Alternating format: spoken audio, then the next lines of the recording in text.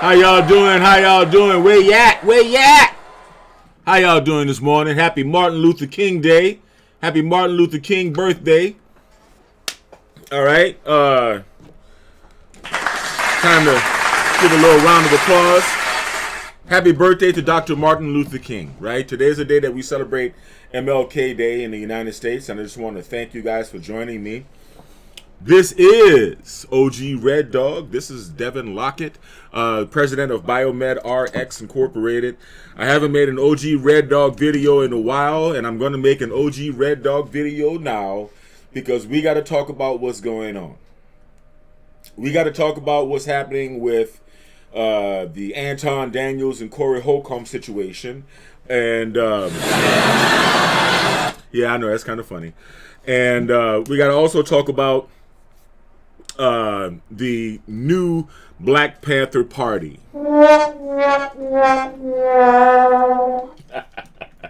What a joke.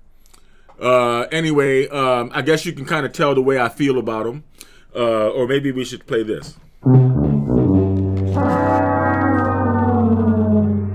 Black Panther Party. From the president of the Black American Party, I'm disappointed in you.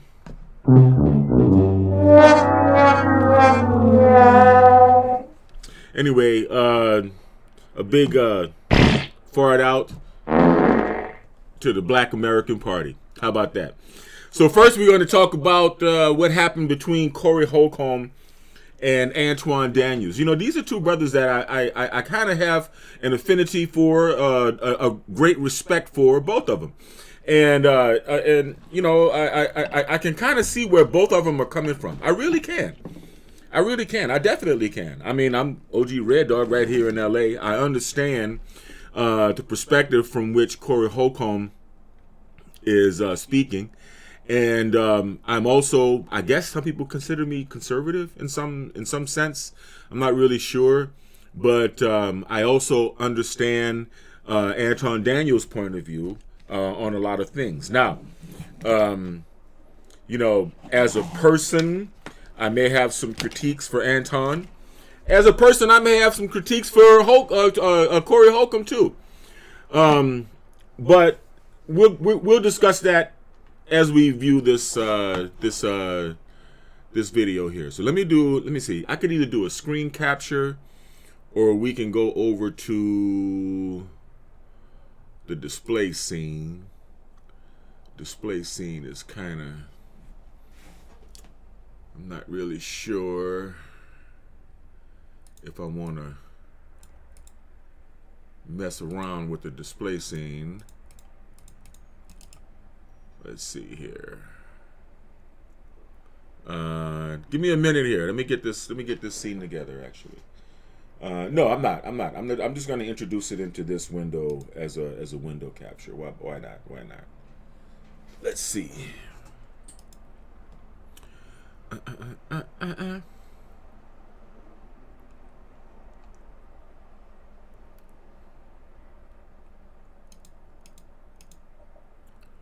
Okay.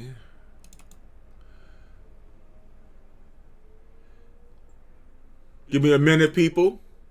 Thank you for joining. There we go. Yeah, we can do that. We can do that now. And let me put my camera right.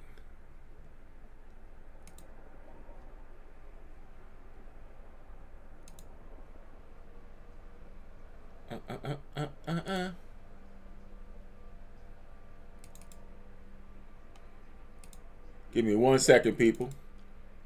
I'll be with you very shortly. There we go. Office camera 1. I just have to get my camera positioned right. All right, bam.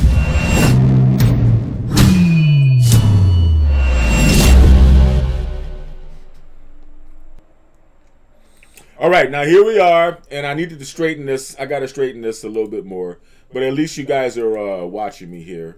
Let's see here. Window capture. Yeah, okay.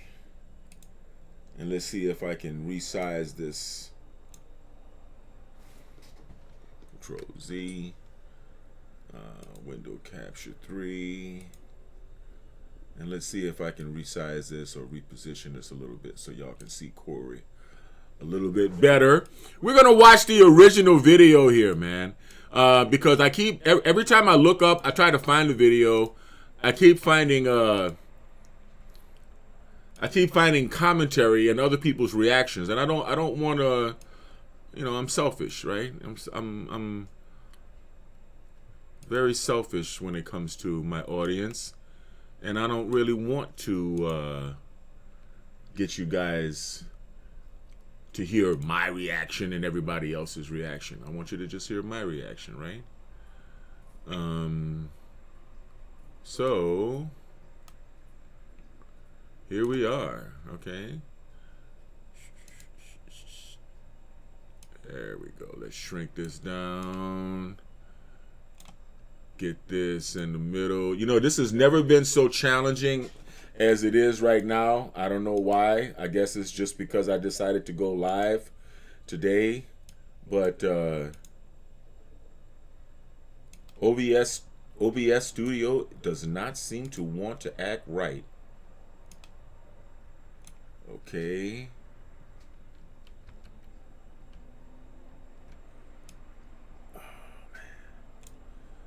All right, so window capture, okay. Window capture, bring it down. Oh, it's still too big. Hold on, people. I know you love me. I know you love me. So basically, we're having a clash of culture. All right, I can talk to y'all while I'm straightening this out. We're having a clash of culture here. And this is a clash of culture that really had to happen. It's really kind of long overdue. And it's not done.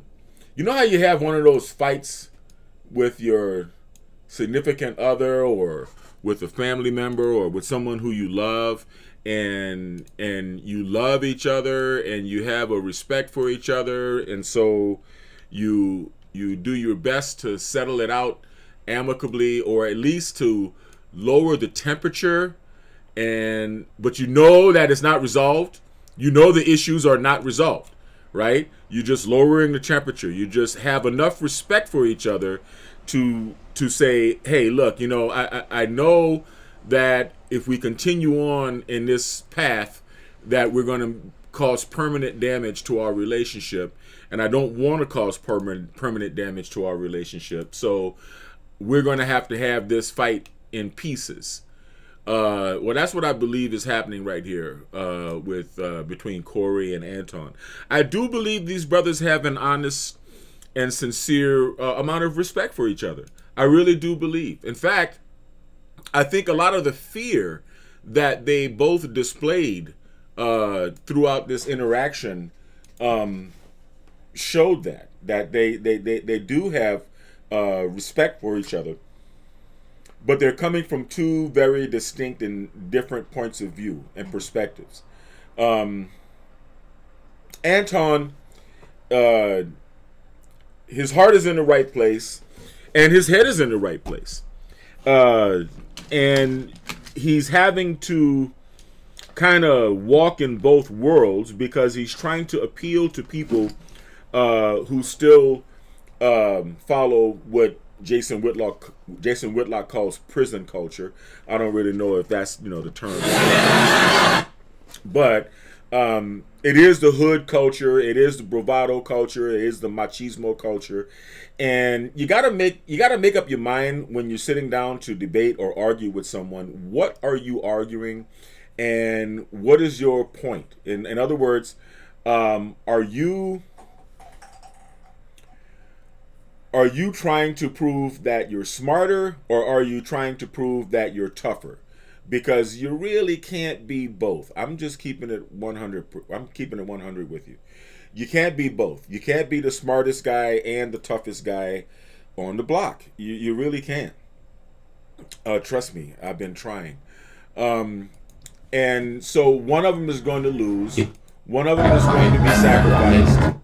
One of them is going to You can't serve two and masters. talk this guy on the block. Hold on, you really can't. Hold on. Is going to. I have to continue adjusting this thing. But in the meantime, I want to start this video. I want you guys to start checking out Corey Holcomb and the 5150 show with Anton. / comedy show, but I got something different for y'all. Come check me out, House of Blues, January 18th, Las Vegas, Nevada. This is the Lake Edwoods real estate market report for September of 2025. My name is Dear OG Ortiz, the people who don't know. Thank you for that. Oh my God, not the full thing. I was on time, I'm gonna just say that. Hey, Yes. we expected it. I already knew. That's why I got here almost on time. I was on time.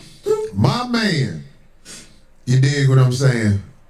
A lot of y'all know we said he was coming. Anton in the house. Hey man, let me tell you something. I'm so glad you're here because people need to see a clash like this. Not a clash within something bad, just people who got something to say, like what you say and what I say. I think it's gonna be interesting. I do too. Yeah. I think it's gonna be really interesting. And we had a great conversation too. We had time before you got here, so we had a great I conversation. buttered her up, so You don't need to butter. I made You don't need to butter I me. made sure that she felt good about this. Yeah, I mean, you don't need your butter. We still trying to get Shannon Sharp on here, so Darlene can have something to do after the show. That should be great. Oh, brother. Too old. That man don't want this. Well, I know. Your chat think they tough. I noticed They that. think they tough? They think they tough. Yeah. They be out there. They not that tough. Uh-oh. We see- charging them up. We see Uh-oh, here we we go. seen worse. You know, I don't pay attention to niggas that don't got no profile picture. You know, I always I promise to God, bro. And they scared to step forward. I don't pay attention. I think them type of niggas jerk off in their socks. Yeah. Well, now they've gotten so savvy where they can actually put a picture, but you open it up and it's like, oh, no post, no nothing. It's like, oh, okay. We don't take that serious. Exactly. Keyboard cowards is what I call Somebody say what Craig got here on time out. Craig had a show, folks. That's right. Craig going out here doing his thing. Papa Craig. But anyway, let's get to it, man. Let's get to it. There's so much to say. I know we ain't gonna be able to get to it all, but We gonna try? there's so much to say. I gotta ask you this, just off top. I'm with it. How do you feel? Because we ain't gonna do all politics, because that ain't what the show We about. gotta get there though. Yeah, but I'm saying I don't want you to miss no points. All right, I'm with it. What do you feel about this nation as they jack other nations for their resources and play it off like it's other reasons? I'm talking that's about part this of the nation, game. the U.S. That's a part of the game. When you say part of the game, I don't understand. Do you think? Everybody done been conquered. Slavery didn't exist way before we ever came in here. Mhm. So I don't see what the problem is. Well, I tell you like this. I cannot respect men who are claim jackers. Like I don't Like what? Give me an example. Like the United States. No, give me an example, like a real life thing. Like, what did they take? The United States. Like taking this country? Not just taking this country. How do you think you got here? Yeah, the transatlantic slave trade. You're a smart man. Right. That's fair. So- I know all about it. So it's very hard to be respectful of what is here when me, for example, as an African American male, I know how I got here. I didn't take the cheap flight on Frontier here. My people were kidnapped. My people were sold by robbed. Africans. They what? They were sold by Africans. You say all the people were sold by Africans? How you think what you think? White people came over there and got us? Yes. No, they were sold. So all They just capitalized off of it better than the Africans did. Okay, so you're saying that all of the black people that were brought here were sold by Africans. Correct. So the white people they were just doing transactions over there. Absolutely. It was capitalism. See, the thing about white people, you think that racism is inherently in them. Racism is inherently in all of us. Black people is some of the most racist people I've ever seen in my entire life. Up, We don't even like each other. up. So can I ask you a question? No, Why do you think let's stay there. Okay. We don't even like each other. And so black people participate. Some of the first slavers in the United States of America was black people. That's the truth. So what I'm trying to understand is, was slavery in the United States before? Slavery existed thousands of years before we got here. Okay. Slavery was on every single continent in this world.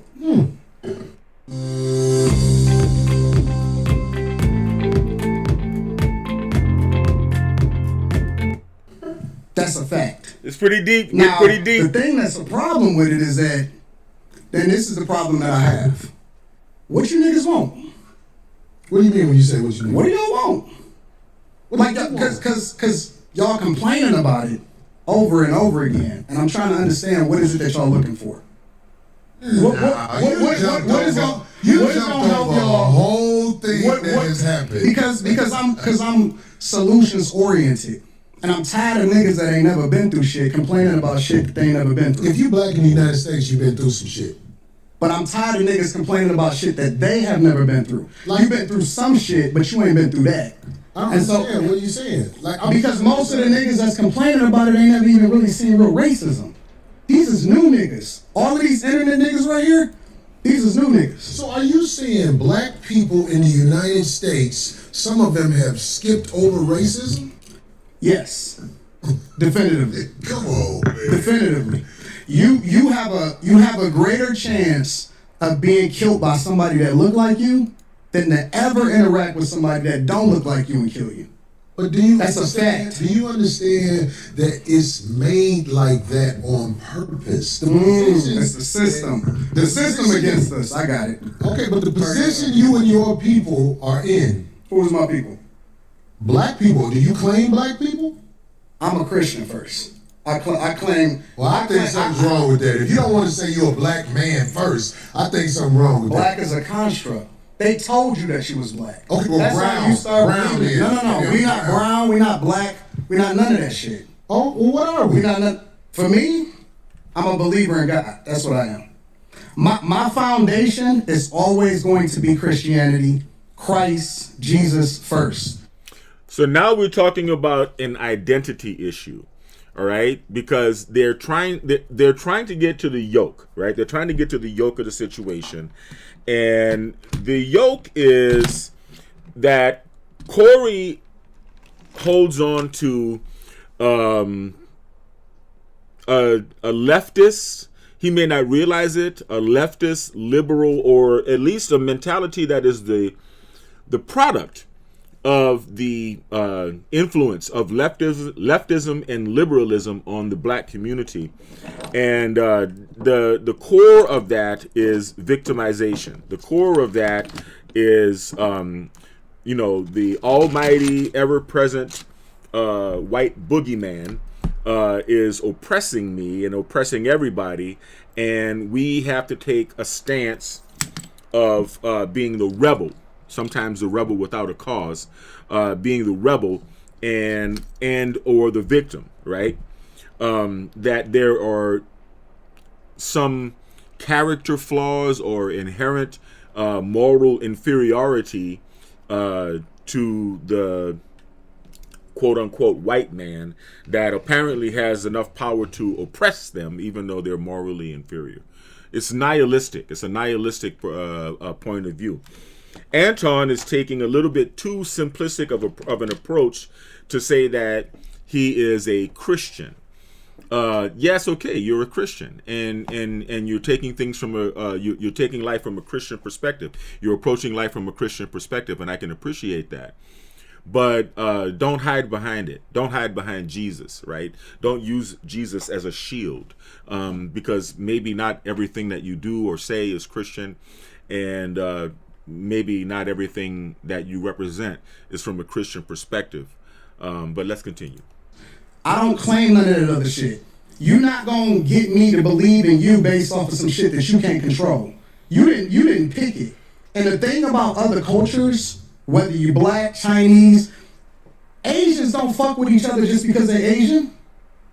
Chinese people and Japanese people and Taiwanese people, they're all different. Koreans are different. All white people don't fuck with all white people. Why do I have an obligation to fuck with somebody just because he black? Okay. And then the definition of how you define black is based off of something that a white man gave to you. Okay, well, hey, trust me, brother. You white people, let me tell you something. I know Caucasian people that have looked at me and threw me licks. Mm-hmm. I am from Chicago. And I'm from Detroit. It was Chicago is very segregated. I knew nothing about Caucasian people until I moved to Los Angeles. And a lot of the stories I heard, it turned out to be just that. But back to this Christianity, you have to understand this. You were taught that by the people who kidnapped you. Is that a lie? Nope. Okay, so we was taught everything that you know on this earth, it was taught to you. The racism that you have in your heart, it was taught to you. You say I'm racist? Yeah, absolutely. Oh, I studied you. Wow.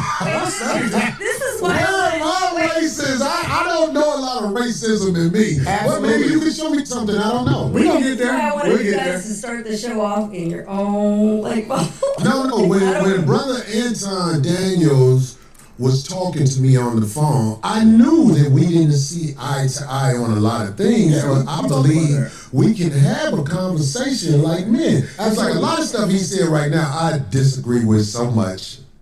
But both of them. I'm going to try to make a point because I have the hopes in reaching him in a way. You know what I'm saying? I know that ain't guaranteed. I'm not. And I have the hopes that I'm gonna get y'all off of the Democratic plantation. Yeah, because I don't know nothing about the Democratic plantation. Everything that you speak of is a reflection of the same thing that they speak of. So you may not claim it, but you're a reflection of it.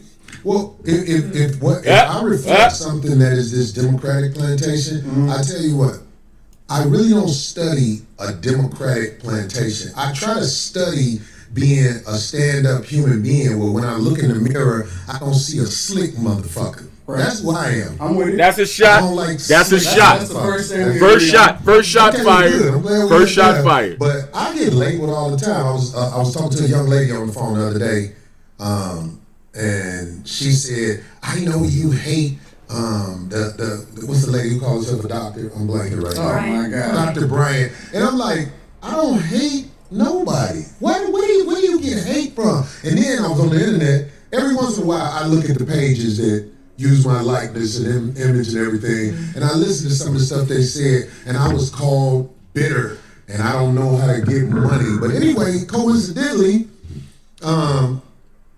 today I'm talking to a brother who knows how to work the internet well and get money. Facts. You see what I'm saying? Facts. So it's like, everything comes in its season for a man like me. I don't say I got all the answers to everything, but I am willing to talk logically to people who I feel like are able to communicate. That's what I'm saying. Because like the stuff you saying, and I'm like, get the fuck out of here. Get the fuck Yeah, 100%. And I mean, that's your personality too. Like, And it would be boring to hear just one person's take or views on things. This makes it interesting. Excuse me, man. You need a mic, man. You can ask on the mic. Goddamn. Anton, just a clarifying question. What about, are you comparing racism with prejudice? Is it? Do you think black people can truly be racist, or are we just prejudiced? no, I think that there's a lot of people that hate white people, like straight up hate white people, and it's very unfortunate because they're not even the ones that's winning over here. We compare ourselves against a group of people that the majority of them is on food stamps and welfare. They will be a disappointment to their ancestors. Right, but isn't true racism a system that controls access to, Well, that's the argument, right? The argument is we can't make sure white people don't get access to certain schools and programs and things like that. the main way that they You need to be empowered to be racist, to be quite honest. See, that's what I was going to say. That's the argument that black people make, is that you can't be racist if you can't actually have an impact on another group of people. So it's supposedly systemic. It's false. Really? I just seen a guy that used to be the president of the United States of America that wanted to become the president of the United States of America for the second time almost get everything taken away from him. Literally. and he was basically being taken down by black people. Kamala Harris, Letitia James, who was the, in New York, Fani Willis, down in Georgia. All of those are black women, specifically that met with Kamala Harris months before they actually started this campaign during the Biden administration. And it's so funny to me because then I have to ask myself the question, well, listen, if this is a construct, and if it's all about white people, and all of the energy is going towards a person that black people fucked with before he actually ran for president of the United States of America, but we champion Barack Obama. Not me. So how would you purify water in case of a blackout? Well, why boil it? Boiling kills bacteria, but it doesn't remove it.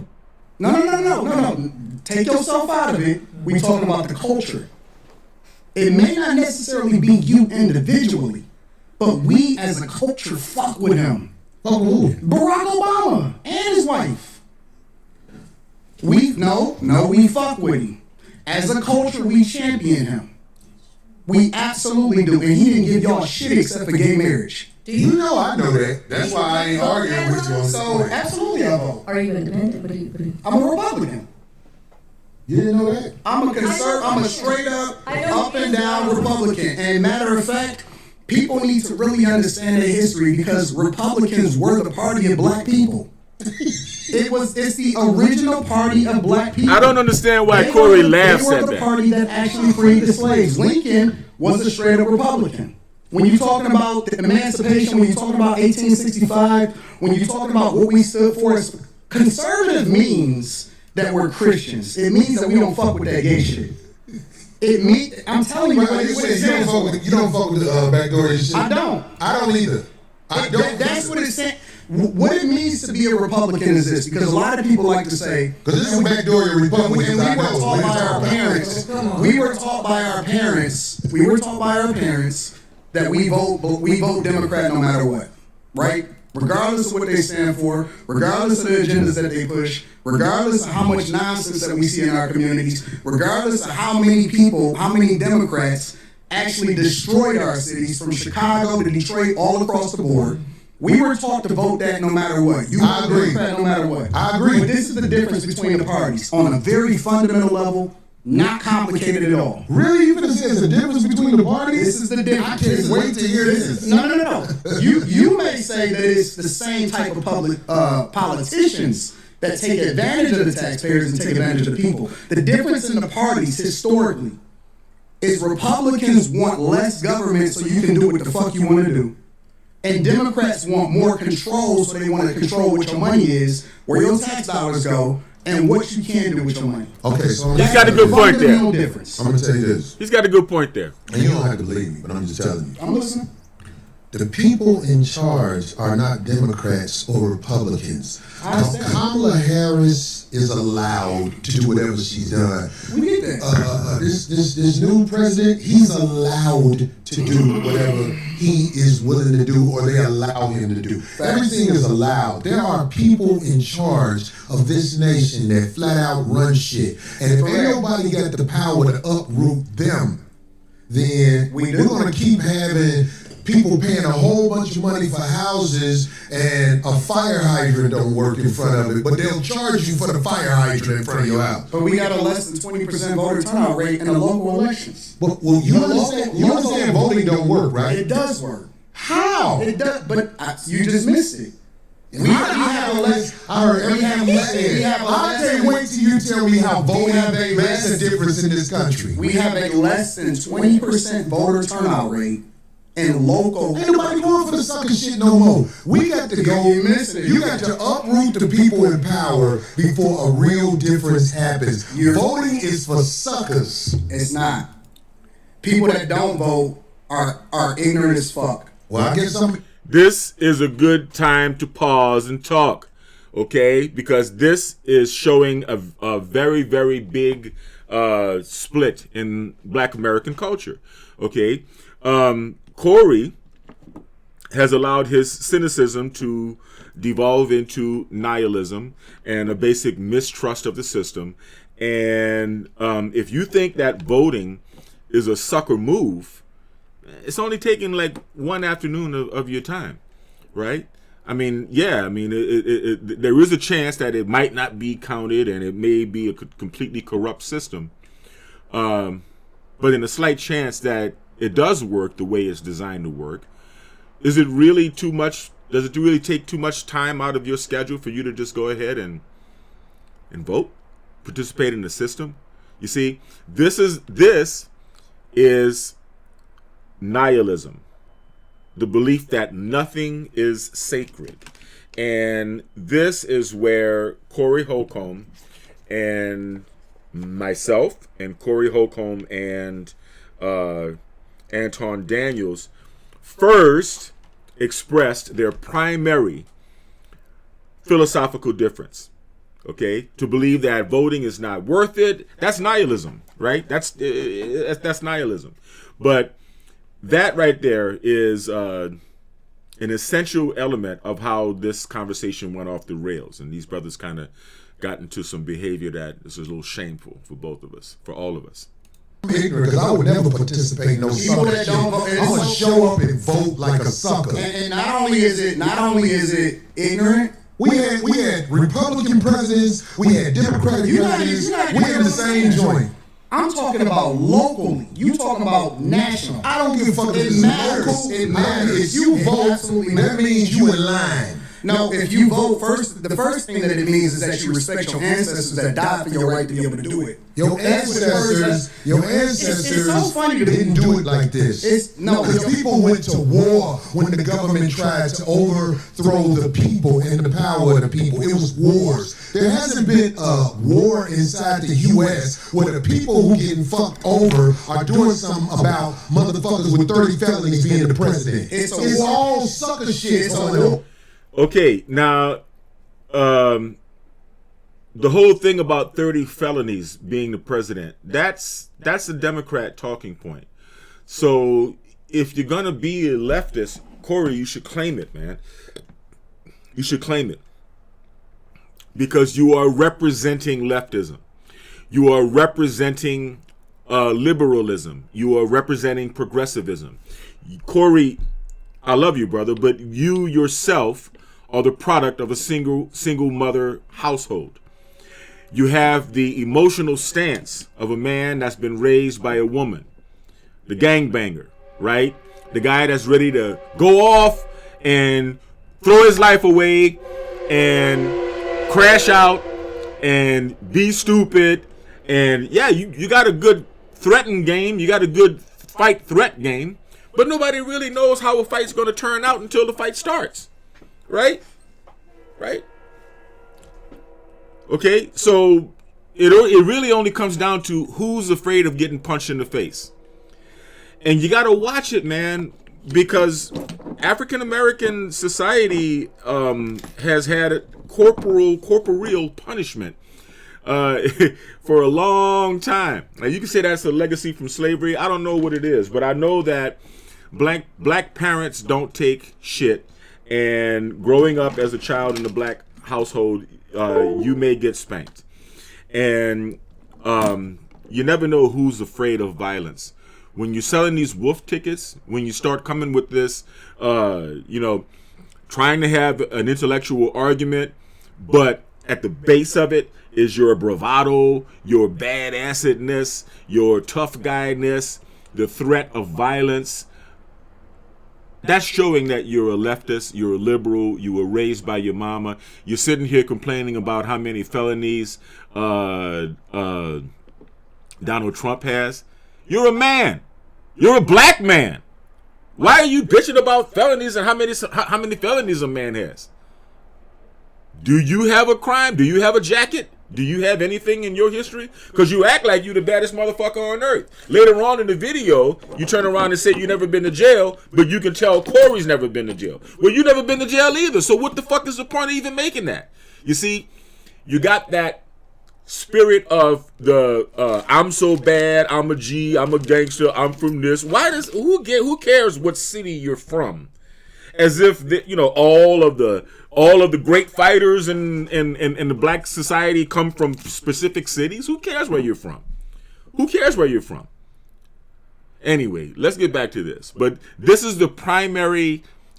where the primary philosophical distinction between Corey Holcomb and Anton Daniels came about.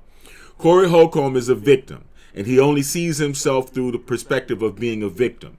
And the only solution, and he's obviously disempowered because he doesn't feel as though there's any hope to vote. Well, if you don't feel as though there's any hope to vote, then you don't feel as though there's any hope of you changing the conditions within which you live.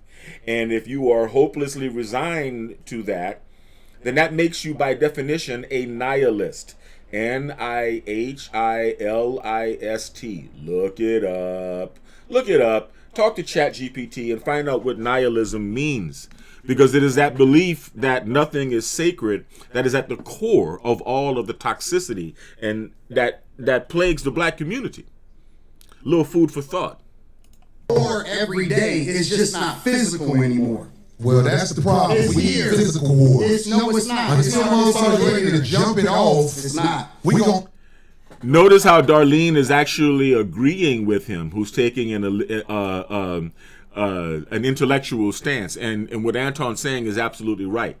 And now Corey is actually retreating into being a knuckle dragger, into saying, "Oh, well, now we need physical wars." Well, see, that is saying that as a black man, I have plausible stupidity, or it is my right to be anti-intellectual, or it is my right to be reductive and to think of things in very simplistic, cryptic terms. And it is actually part of my charm and my swagger and my appeal as a black man that I choose not to entertain complex thoughts. You don't have plausible stupidity. You don't have the right to be stupid just because you're black, Corey. And you don't have the right to be simple-minded just because you're black. Shut up and listen to what Anton is saying, bro. always be talking. But see, real gladiators don't talk. Real gladiators make it happen. And the gladiators, we are under control right now. We haven't rose up and did what needs to be done. Listen. What are you under control by? It ain't, you under control by the people who will motherfucking blow this motherfucker up. We ain't stupid. Who is he? Because I want to know. Why do you think that Ice Angel was able to shoot I want to know that? who he. Hold on, let's be. Defeatism. Understand defeatism. DEFEATISM. Defeatism. Yes, that's the belief that you are defeated. That is holding on to a philosophy of having been defeated and hopelessness and helplessness. And so therefore, you are disempowered from making any effective changes in the world. The ICE agent was able to shoot a woman in the face because the powers that be are so powerful over you and so powerful over your entire existence that without you knowing, they had a secret meeting and decided that now it's okay to start shooting people in the face, whether it's right or wrong. You see, this is the thing. This is what gives birth to the nihilism that make niggas act in contrary, in a way that's contrary to their best interests. Be real. Fuck that woman. Well, that's what you would say to somebody you don't know or whatever. No. I'm on the streets. I've been pulled over by the police or the ICE agents. And there we go. I'm the street. I'm from this city. I'm from that city. I'm so bad. I'm so hood. I've been to jail. Okay. You in LA.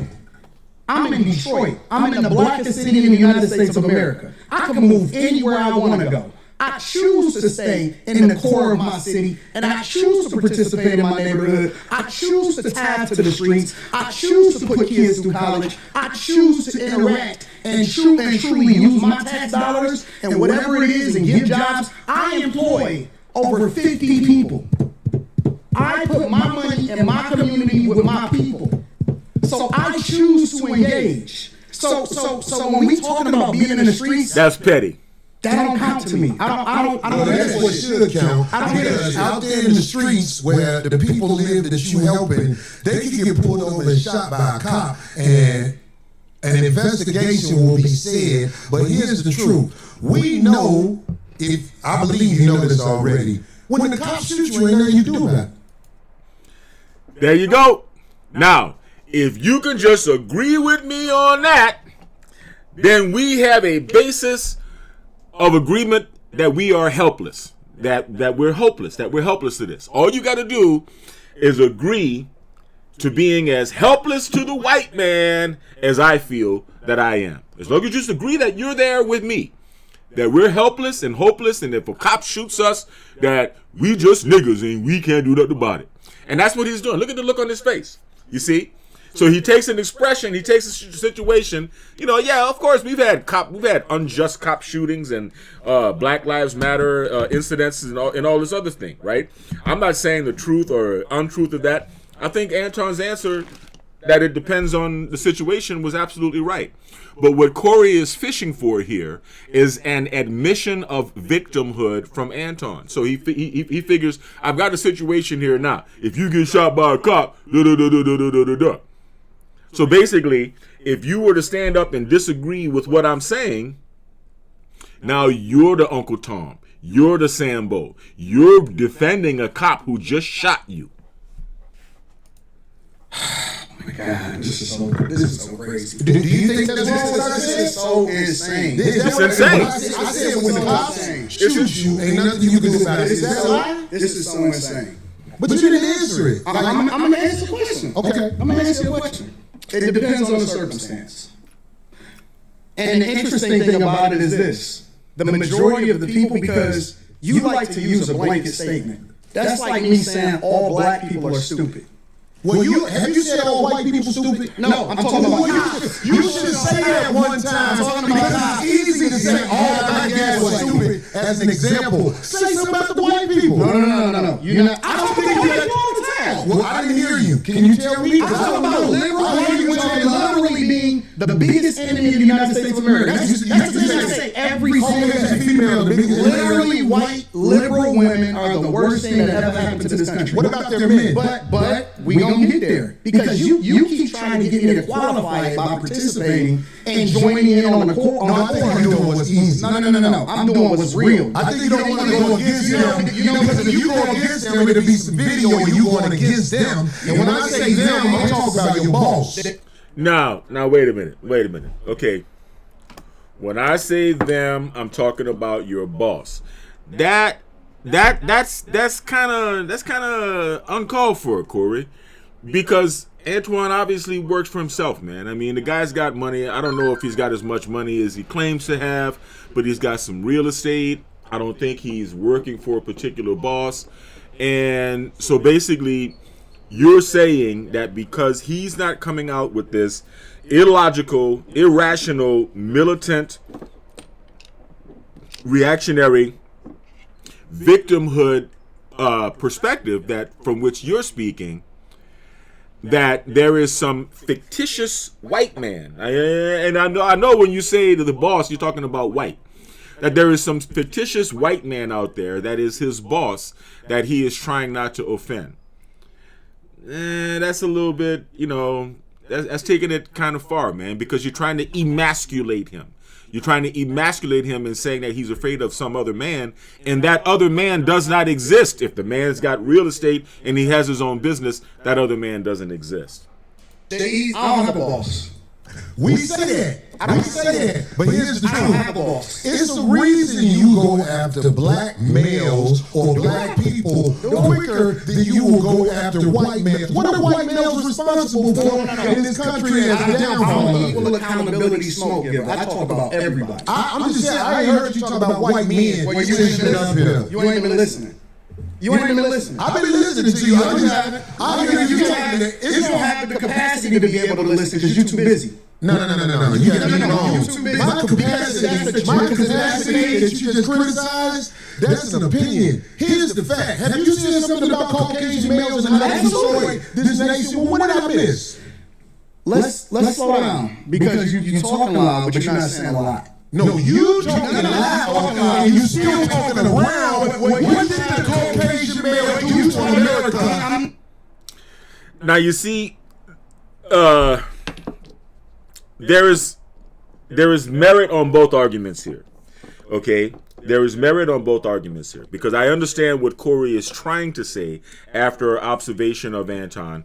Anton is very critical of black culture, very critical of black people, and very critical of white liberal women. And I don't recall having heard a criticism of conservative white men or the racism of white men in our society as being detrimental. You're absolutely right, and I agree with Corey here. Okay, this is a Corey clap here. I agree with Corey here on this particular point. I think what Corey is trying to articulate that he may not be able to articulate as effectively as he's trying to do is that the overall tone of Anton Daniels is that he is a panderer, that he is pandering to white conservatives, or at least he wants to maintain the respect of white conservatives. I don't know what the demographics are of his audience, and I don't even know if he knows. Maybe he knows. He probably knows. He seems like a smart brother. He seems like the kind of brother that would actually know the stats on his YouTube channel. But the reality is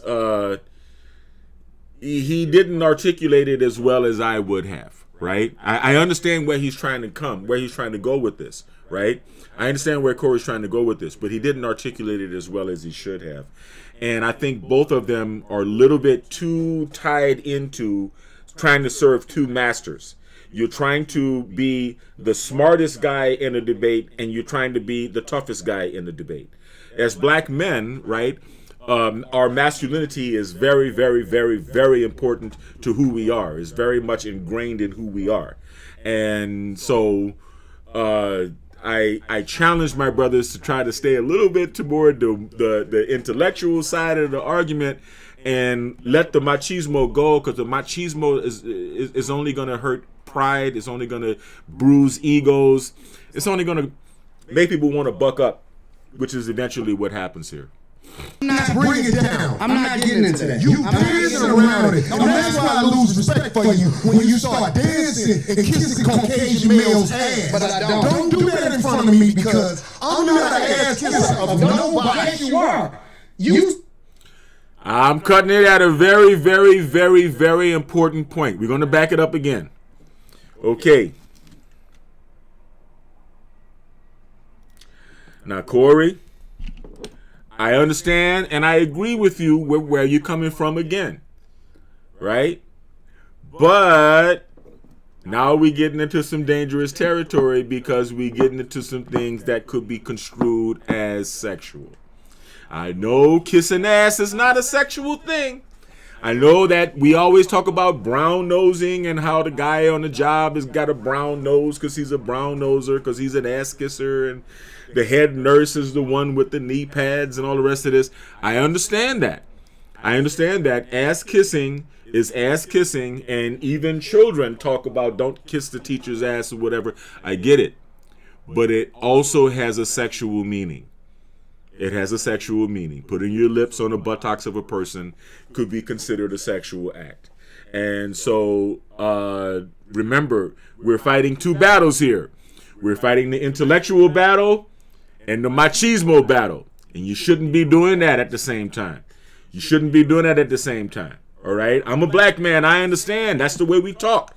That's the way we deal with each other. I know we are a race of alpha men, and we have a lot of testosterone. I get it. And I appreciate my brothers for that. Both of them. However, there is the potential for it to blow up. And that's what happened here. So let's see what Corey says in response. You suck the dick of white people right now. What are white males responsible for in this country as a downfall? I'm an equal accountability smoke giver. I talk about everybody. I'm just saying, I ain't heard you talk about white men. And I want y'all to watch Darlene's face throughout this. I love Darlene. She's a trip. You ain't been listening. You ain't been listening. I've been listening to you. I hear you talking. You don't have the capacity to be able to listen because you're too busy. No. You got me wrong. My capacity that you just criticized, that's an opinion. Here's the fact. Have you said something about Caucasian males and how you destroyed this nation? Well, what did I miss? Okay. Now,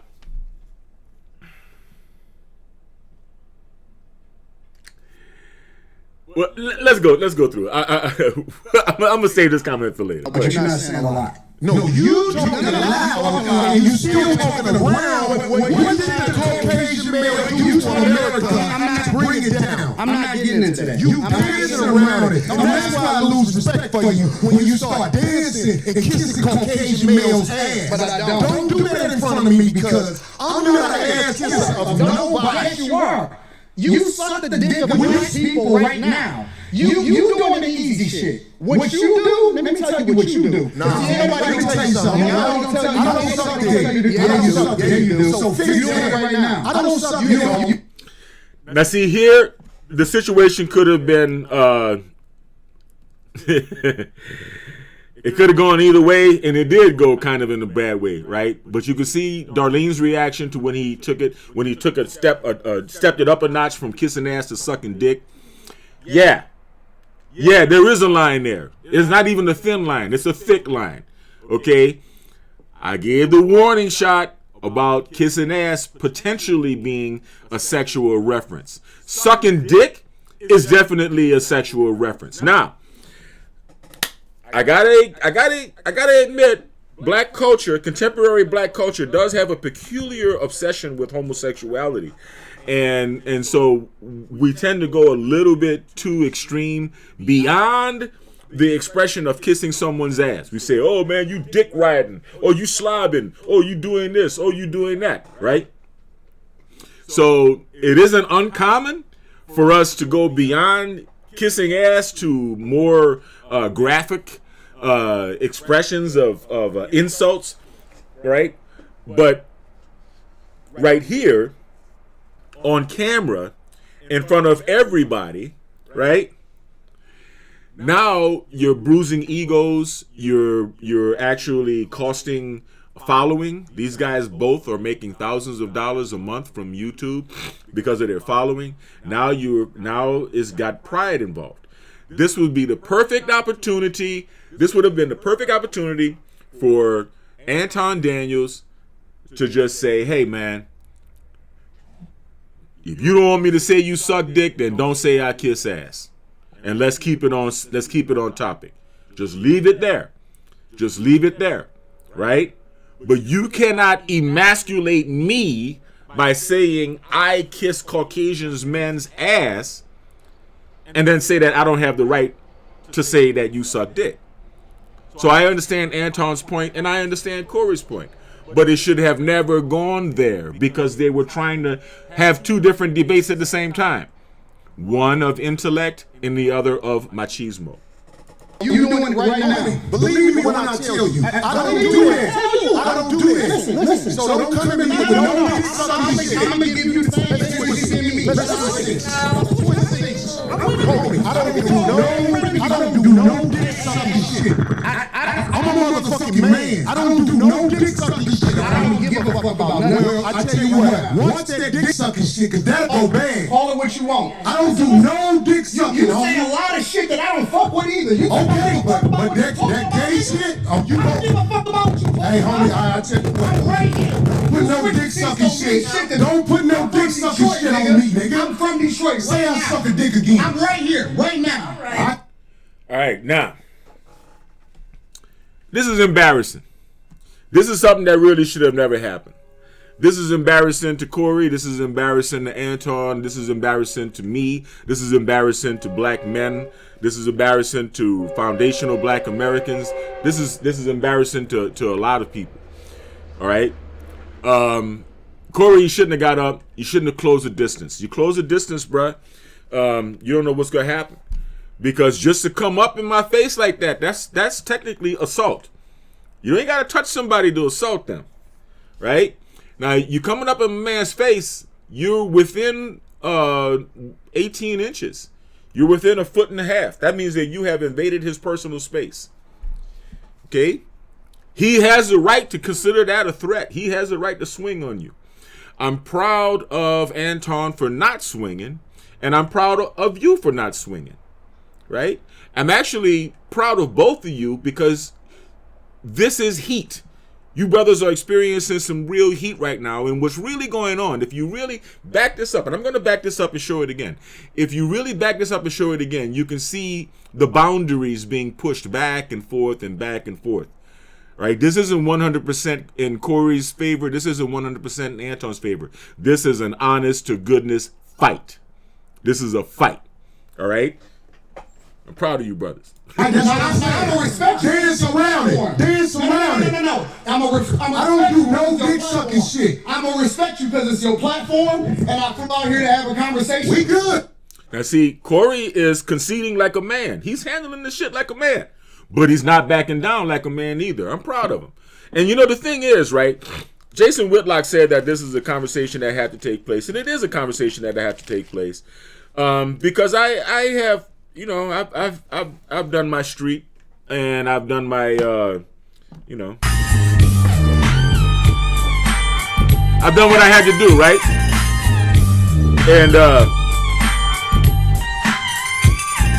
And I've also gone the intellectual route, right?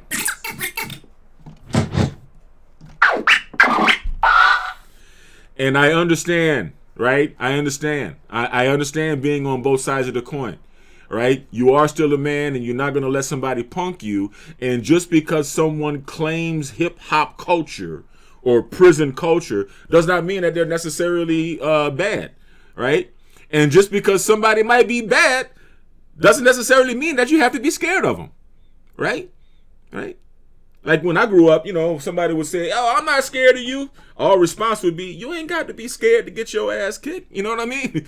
But that's what's going on right here, and you can see that the bravado now. Corey is coming to the realization that, hey, man, look, if you expected Corey, if you expected him to take it as an expression, as a form of expression when you said he kisses the ass of white Caucasian men, then you got to take it as an expression when he says you suck the dick. Now, you can turn around and say, yo, man, sucking dick is a little bit too extreme, and I understand where you're coming from with this, right? But don't turn this into a situation where you're trying to punk him out and you're trying to show who could punk who out, because that does not mean that that person won the debate. It just means that that person was able to intimidate the other person. And you're not able to intimidate Anton. And trying to prove that he's not willing to fight when you're bucking up to him in front of cameras so that it will destroy his channel and it will destroy your channel. That kind of crashing out, throwing your whole fucking life away, that's just stupid. If what you want is a physical fight, let's get off the cameras and fight so that we can preserve our careers. But if I'm not willing to throw my career away, my YouTube channel away, that doesn't make me soft. That doesn't make me a punk. It just makes me too smart to do some dumb shit and to throw my career away. But We good. on me. Y'all We good. I did already. I don't need this sucking the shit. microphone right down. Yo. Right now, I'm going up back. I don't give a fuck about No, this sir. shit. Oh, There you just go. run your mouth. There you go. You're not bossing up. You're not bossing up on me, and he's come with this. I just did. So in other words, I'm the alpha, you're the beta, because I came in your face and you didn't say shit. So now we're back to a motherfucking black grammar school, right? Now we're talking about what goes on a grammar school, right? On the back of the bus, right? Oh man, he stepped on your shoes and you ain't even do nothing, man. Man, you a punk, man. He got up in your face, man, and you ain't even do nothing, man. Come on, man, really? Really? Really? Are we men? I'm not running my You run your mouth. I don't do You no doing this shit for sucking the shit. internet. You doing it for the internet. Now, if you want to say your time, no, hold on. If you want I to say show Anton, you I ain't doing it for the internet. if you I'm want to say saying, Anton, I'm saying, don't I'm gonna let disrespect me you like finish. that. If you want to say Anton, don't disrespect me like that. I'll respect you. But don't boss up on me because you said a lot of shit to me today that I don't fuck with either. But I'll let that shit ride because you don't know me. You don't know me. So I'm going to extend the same respect to you. You called me out of my name. You said some wild shit, especially with regard to how they call this nigga out his name. Nigga, I'm telling you that you did. You can't tell me how I get disrespected. I got a question for bro. Okay. No, hold on 1 second. Hold on, we just getting loud. I ain't getting loud. Then don't switch seats. No, this my show. This my show. That's cool, but I'll take that shit as a threat. Okay, well, it is a threat if you calling me dick sucking. I don't dick suck, my nigga. Man, fuck what you talking about. I don't dick suck. If you want to get back to the conversation, because you ain't gonna do shit. Because you're not gonna do shit. Come at me with that dick sucking shit again, nigga. You're not gonna come at me with.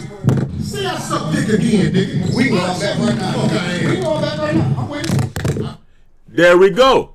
If he's asking you to step outside and take it outside like a gentleman, why are you dropping the microphone and trying to invite him to crash out, throw his show away, and you throw your show away? Just because you don't mind, just because you so self-destructive, just because you have such a low sense of self-worth, that you don't mind taking everything that you've worked for and throwing it away in front of the camera because you don't want to lose face in front of the camera. And this man is inviting you to fight.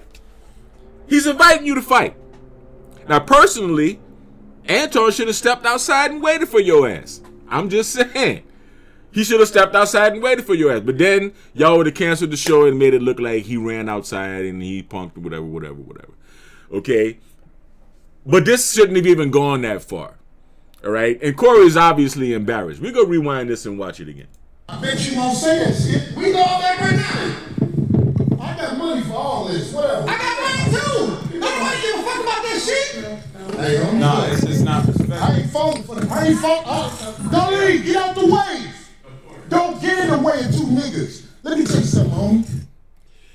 Now he gonna try to express his motherfucking masculinity on a woman because he just confronted a man who's not afraid of him, a man who he can't intimidate. And you can see the look on Darlene's face. Look at her. She's right. You're right, girl. You're right. Let's get a good, nice fart on Corey and shit.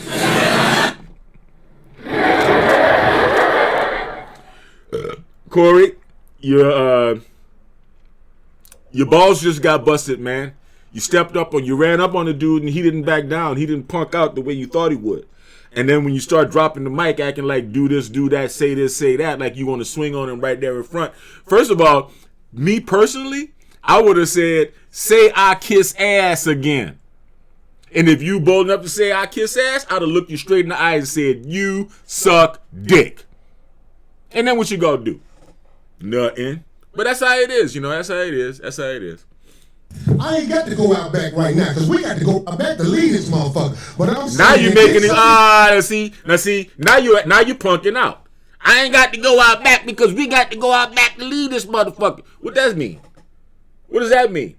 You ready to fight right now? I'm saying let's take it off the camera. But anyway, I ain't even trying to go there because they should not have been having that fight. They should not have been having two conversations. Either you're going to have an intellectual conversation or you're going to have a brawl. Okay? Schedule it with Dennis Sperling. Let Dennis Sperling host the match. Get you some gloves. I got my gloves right back here. Get you some golden gloves and get out there and step and square up and go toe to toe. Right? But the whole thing about, I'm going to put the mic down. I dare you say it right here in front of my face. And if you don't, then I'll punk you out. No, you didn't punk me out. I'm asking. I'm inviting you to your parking lot, bitch. Shit, watch that. That's all I'm saying. And if I don't say it how you like it, if you want to get back to the conversation, we can get back to the conversation. But just know, I'm not listening to none of that shit, bro. I'm not listening to none of that shit. If you want to get back to the conversation, we can get back to the conversation. As long as you know, you not that tough. Up. Cameras go off now. They came back. He probably opened up his bag and showed him that little black piece of metal. He said, look here, man. Clack, clack. Straight. Everything straight. Ain't nobody saying I'm sucking dick no more. Everything straight. For sure. I got a question for bro, though. And I'm going to respect him on that. Yes, sir. He said what he said, so I'm going to respect him on that. Yes, sir. So question. given that black people are on the Democratic plantation, what do you say about the use of Christianity to make slaves out of black people? In what, today's time or historically? Historically. Yeah, absolutely. It was used in a negative way, but anything can be used in a positive or negative way. You can weaponize literally anything. Corporate America, for example. You can use the internet in order to push out propaganda, or you can use it to communicate effectively with the people. You can use money to manipulate people, or you can use it to help people. And so you can't just say that Christianity itself is used. Muslim, the Quran is used. Look at Corey's hand still shaking. Look at Corey still shaking. On the person, and that's why we evaluate the person based off of their fruits instead of evaluating them based off of Corey's still itself. shook. Because everybody that calls himself a Christian. Look at Corey's face, yo. Corey is still shook. Corey is still shook. He's like, oh my God. Is not a Christian. This nigga ain't scared of me. I agree. This nigga ain't scared of me. You see, listen, man. Fighting is interesting. That's all I'm going to say. It's not fun. It's actually a shitty day. It's painful. Even if you win, it's painful. Even if you win, you're still tired. You're still exhausted. You can't do it as long as you think. You got maybe 15, 20 seconds in you before you're ready to fucking pass out and take a nap. That's just the reality for most of us. I run 12 miles at a time. I still run marathons and shit, but I ain't trying to get into no fight with nobody. Okay?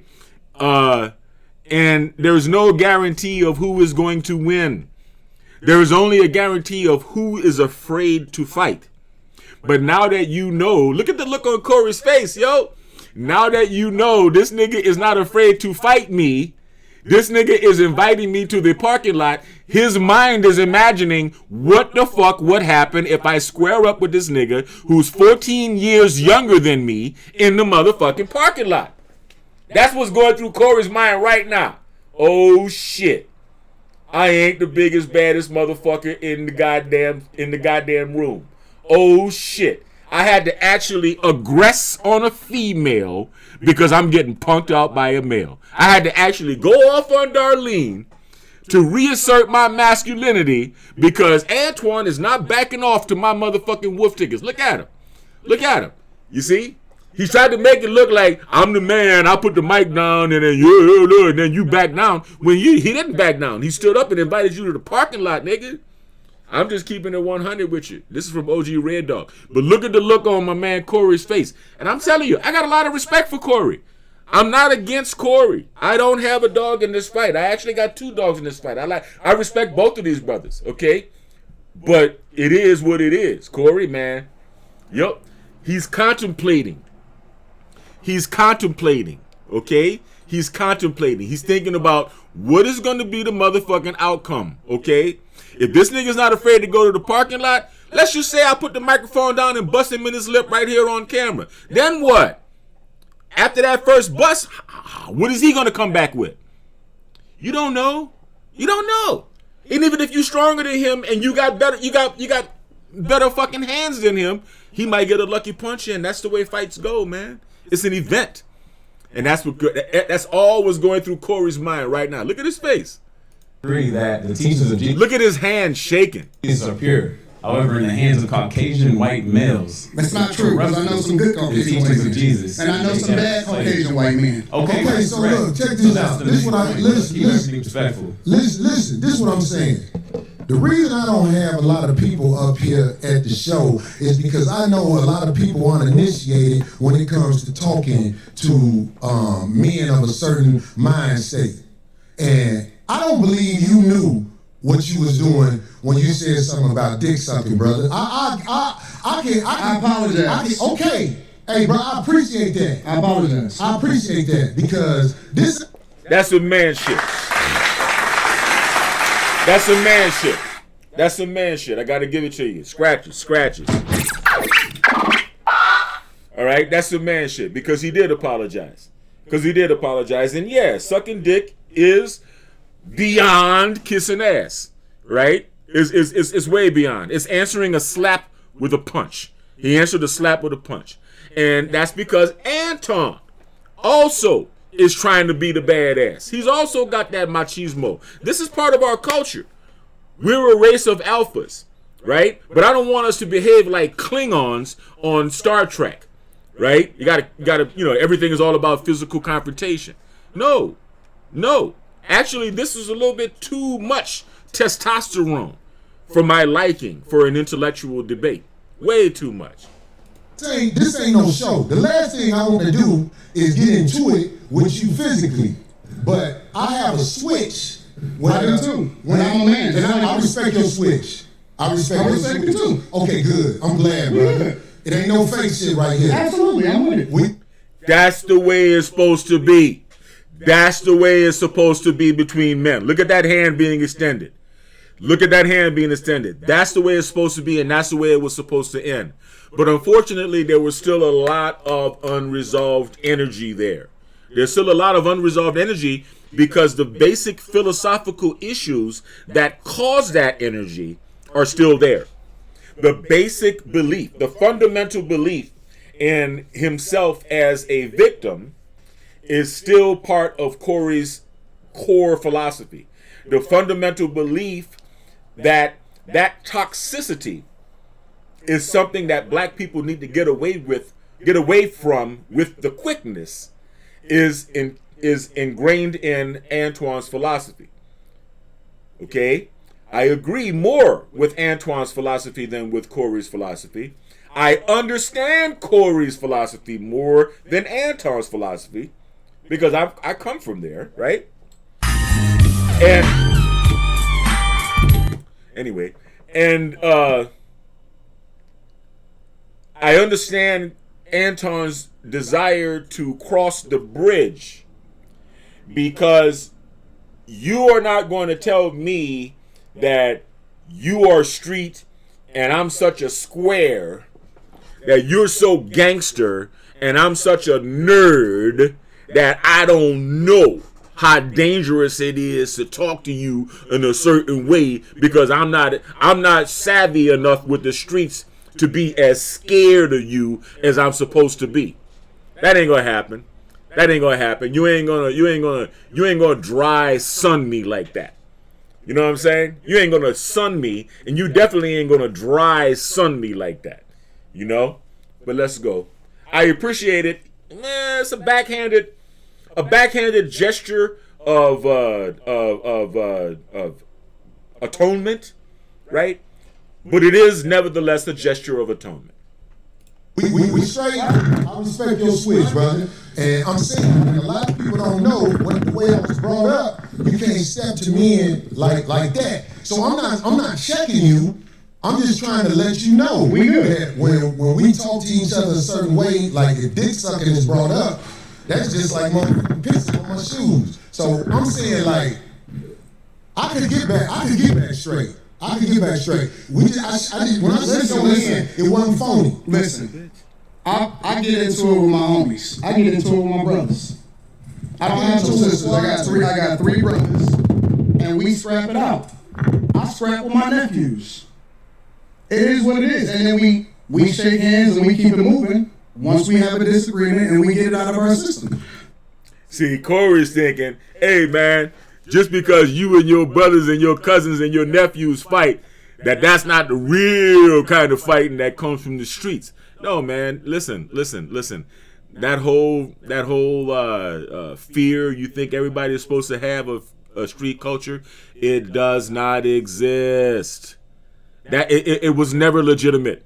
It was never legitimate. It was always toxic and destructive. The only reason it had any kind of fame to it is because another culture decided to grab onto it and make it something for movies and for record sales and all the rest of this bullshit.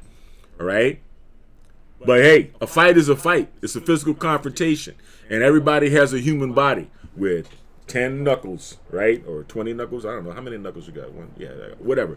However many knuckles you got. 18, 16, whatever. That you can throw at each other.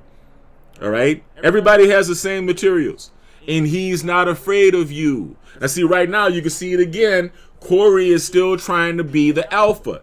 He's still trying to think about, how can I be the alpha? I just gave this nigga a motherfucking, atonement, a conciliation, an apology, a backhanded apology, while calling him a punk, by saying I'm hood, I'm street, you're square, and you have never been experienced. You have never been exposed to a hood, street, gangster ass nigga like me, so you didn't know how offensive what you were saying, and I'm gonna give you a pass because you so fucking square and shit. No, man. No. He's not off of his mama's tit. You are off of your mama's tit. That's why you still behave in such an emotionally reactionary way. But you can see on his face, he's still trying to win the situation. He's like, wait a minute. This nigga looks smarter than me because he is smarter than me.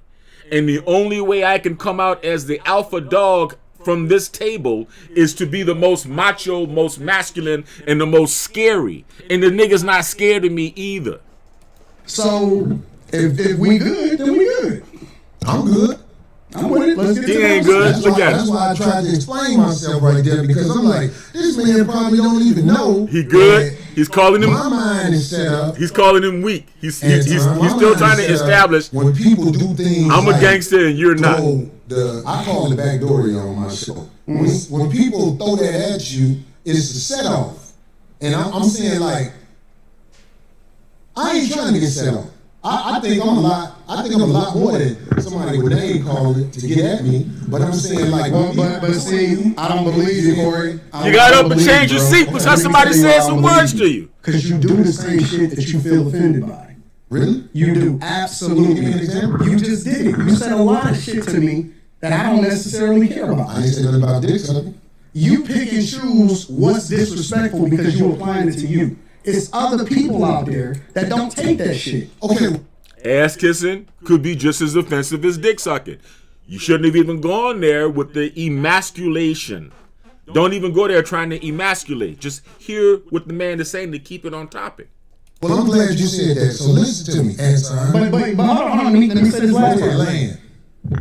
But I get it. Because you don't know me. And I don't know you. So you don't know what I look at as disrespectful. And so as a result, I just let that shit ride. The only thing that ever triggers me is, and this is why I like to do shows in person. I told you before the show. I said I don't do no more live streams with people that I don't know. Did I not say that? Because I want to see them look in their eyes and see what's really happening, right? And the reason that is because the only thing that set me off is if somebody make it seem like they ready to do something. Then I'm like, okay, well, it's all right. Fuck the conversation. Well, how about this? People may be ready to do something for whatever reason. They want to be ready to do something. But what I'm saying to you is, you know, in this world, they are trying to normalize men in dresses. They're trying to normalize a woman wearing a thong in front of a church gathering or whatever. Right. And you know what I'm saying? I could handle whatever is happening out there, but I'm saying, like, I'm still standing on this.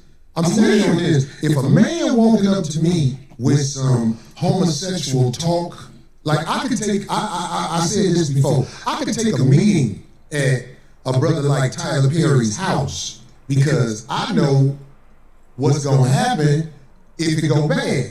The house gonna get tore up. I ain't saying that to act like I'm tough. I'm not saying there's certain things that we as men cannot say to each other without clashing. And it is my opinion with niggas that I know and where I'm from, if I say to one of my homies, man, suck a dick, everybody will get quiet that we know. And they'll be like, what is that? What is that? Because it's like, that's that homosexual talk. So what I'm saying is, you know what I'm saying? If it's one way to get a brother like me, I know brothers who are preachers that would put their religion down for that right there. That's all I'm saying, black man. Listen. That's where you at. So I'm gonna respect that. Thank you, brother. I don't want no drama. I swear I don't want no drama. Nah, they shook hands again and they clarified each other again. And nobody punked the other one down. Life is good. Mine is too. I believe you. My life is good. I'm with you. You know what I'm saying? I ain't want you to come up here for that. It's just the simple misunderstandings that we as men can have. I think older black men like us need to make sure There are boundaries that simply can't be crossed when men are talking. And if you tell me a boundary, Anton, if you tell me a boundary, I promise you, I'm going to do my best. That was the perfect opportunity for Anton to say, "Don't say I kiss ass, brother, and I won't say you suck dick." And let's go back to where we were before the whole shit went where it didn't have to go. I'm not. When I'm talking to Willie D don't like when you call him nigga. And I came out of my way not to call Willie D nigga because I look at him as a I can't man. go with Willie too. For me though, I don't give a fuck about the talking. I don't have no boundaries. I don't care if a nigga say something about me. It is what niggas say shit like that all the time. Like that's the environment that we live in. I only care about my real life. Can I ask you a question? You just said men talk disrespectfully to you in your face all the time. No. You did not hear what I said. I said they do that shit all the time. You see it in the chat. You see it in the comments. All of that shit. See, now he's trying to personalize it, and he's trying to say that Anton admitted that he's a punk. He's still trying to be the most macho. He's still trying to be the alpha dog of the table. And I understand, man. It's your show. It's your show, but you invited somebody who's smarter than you on your show, bro. Right? Yeah. I don't care about that shit, right? That's right, because that's for the internet. Right. So when people say stuff, I don't take it personal because it's not a thing to me. It's just talk. The only thing I care about is what happened in real life. When I cut that shit off in real life, my life is great. Right. Let me tell you something. So my point is that I don't take nothing personal unless it gets personal, unless it gets physical. That's the only thing I'm up on. Anything else I can walk away from. I don't give a fuck about that. My life, I can walk away and I'm probably gonna never see that person again. I understand. This is why the chat, I allow them, and in fact, I encourage them to be themselves in the chat. Because this is a computer screen. But one thing I will say about, this is to the youngsters especially, because they're the ones who really don't know. I'm talking about 35 and under. When you in a man's face, you have to watch how you talk to them, because face to face is a lot different than the computer. On the computer, I got Let me ask you a question. Let me ask you. You see, they shook hands twice. But now my man Corey is still trying to establish. He's still trying to establish that he's the alpha dog. He's still trying to establish that he's the top dog. He's trying, but he knows that he cannot beat Corey on an intellectual level. So now he has to come and say, "I'm the one who's more street. I'm the one who's more authentically ghetto. I'm the one who's more authentically hood. I'm the one who's the most authentically gangster. I'm the one who's the one you got to be scared of. And the only reason you don't know you got to be scared of me is because you such a green ass. You so green you don't even know how green you are." He's still trying. And Anton say, "Hey, look, man. I'm not even worried about words, man. You know, words bounce off of me and shit. That's why, I can answer a ass kiss with a dick suck, right?" But if they're in my face saying that to me, let me ask you a question. It can go bad. Why? Another threat. Question. Why do you get triggered if somebody says that to you? Like, what is it in you that gets bothered by a switch? Okay, so listen. Closet homosexuality. To me, manhood is all we got left. You really got to understand this. Just give me a second to land on this. I'm with you. I'm listening. If we don't have our manhood, we ain't got nothing. So when a man walk up to you and say something flirtatious to you, when a man walk up to you and say something where he's challenging your manhood and things like that, trust me, I don't care how savage it may seem. When you're dealing with a man, you can set a man off if you in his face and you saying things that are not. I'm not talking about somebody just saying anything. I'm talking about there are certain things, like I can't walk up to a man walking down the street with his wife and son and say, "Man, your bitch sick." I'll be like, wait a minute. Of course, by me being older, the last thing I want is drumming in the streets. But what I'm saying is, you can't disrespect men face to face. You can do it online, because it's easy to do it online. Nope. See, that's where we disagree. Okay, I want to hear this. That's where we disagree, because you got to keep the same energy across the board. You can't pick and choose when you can disrespect somebody and when you can't disrespect somebody, and then pick and choose when you're going to react to somebody disrespecting you. You wrong, bro. You wrong is two left shoes. You're wrong, bro. I fuck with you because you are one of the most disrespectful and stand on that shit. But I want to understand what you're saying. Wait. When you say you can't disrespect people, what makes you explain that to me? You got to keep the same energy across the board, bro. I don't understand. You can't say I'm gonna disrespect you online, but then you can't do nothing in person. Well, trust me. I'm not saying what you're wrong about. But listen, talking to somebody in person is different than talking to somebody online. And if I'm so disrespectful, what do I do to be disrespectful online? Because you said I'm disrespectful online. You just said out of your own mouth that you will be disrespectful online. Yes, you did. You just said that. Disrespectful online? You said you can disrespect. It's different if you disrespect somebody online versus doing it in real life. No, I didn't say what I would do. How is it different? I said if somebody in the chat room is saying something disrespectful about me, I don't hold that against them because they're. What about when you're talking about real people? What do you mean? If you comment on somebody and you give your opinion on real people. Walmart hates when you do this, but they can't do a damn thing about it. There's this new battery-operated power washer. I don't want to go back and forth. I'm trying to make sure you understand what I'm saying. I understand what you're saying.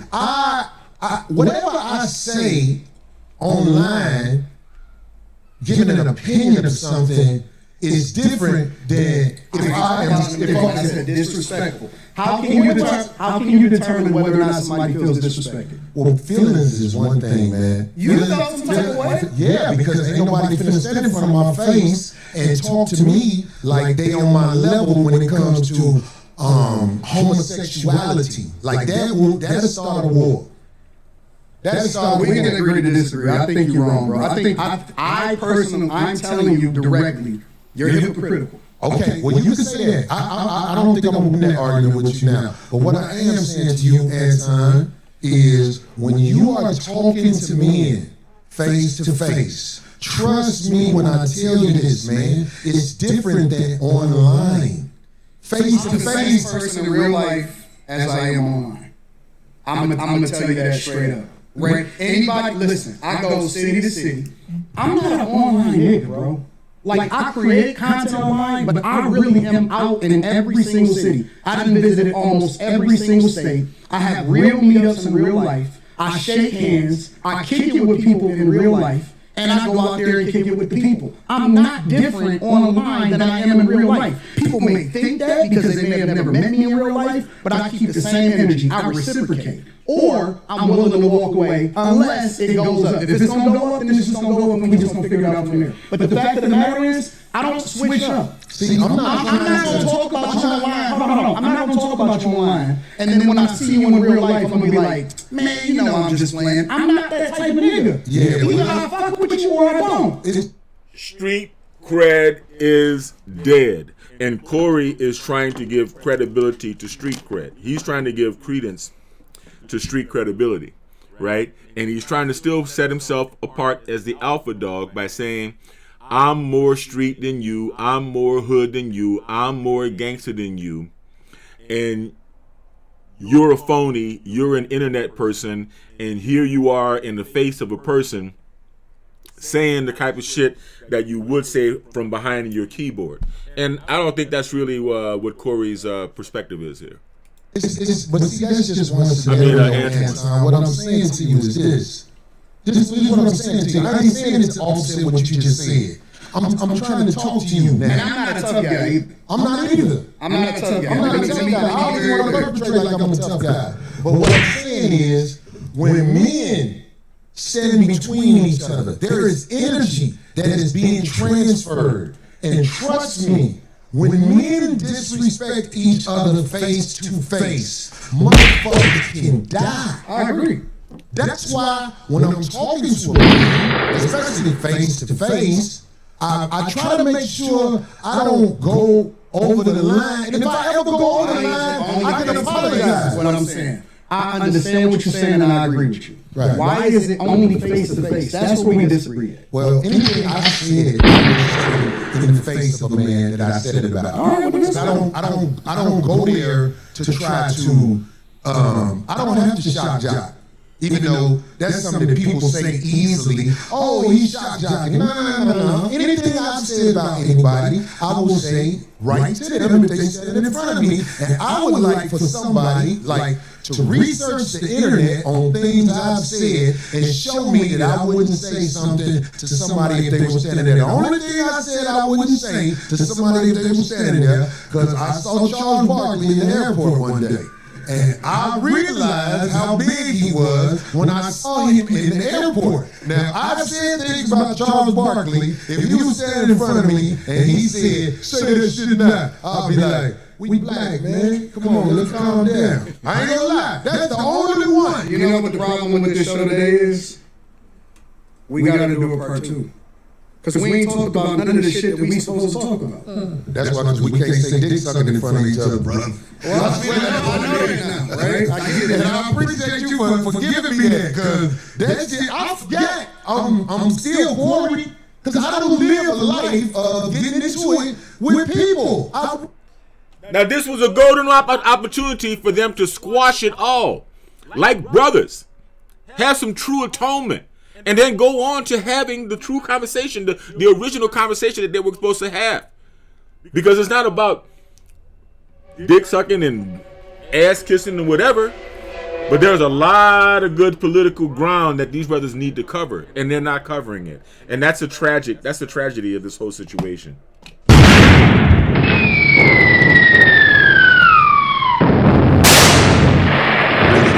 Corey, you pick on people that you think ain't gonna respond to you. Give me an example.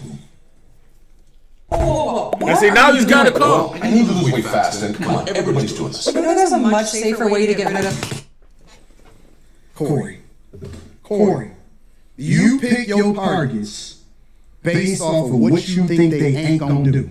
And that's why you feel comfortable saying some of the wild shit that you say online. But I asked you this, and I'm gonna ask you again. I'm not gonna say give me an example. No, I'm not gonna say no names. You can't give an example. No, I can. Well, please, because I don't want to implement nobody into this that, you know, that'd be bad. That's not a good thing. I like to speak. Like you always say, it sounds like babble. But you know it's not babble. It's real. And you know it's real. That's why you're laughing. I'm laughing at you because you didn't. I had to ask you twice so far. You said I pick on carefully, and I said, give me an example. You pick your targets carefully, very carefully. So you gave me an example because that's the third time. Okay, I'll give you an example. Okay. You tiptoed around Dave Chappelle. You talking about the last time I said something about it? You tiptoed around Dave. I'll give you that. You tiptoed like a ballerina. But now I'm gonna give you that. But what did I tiptoe about? You would not have did that shit on a regular motherfucker. You know that Dave Chappelle's last Netflix special was not it. And I tiptoed around it. And you tiptoed around it because you didn't want to smoke. I did.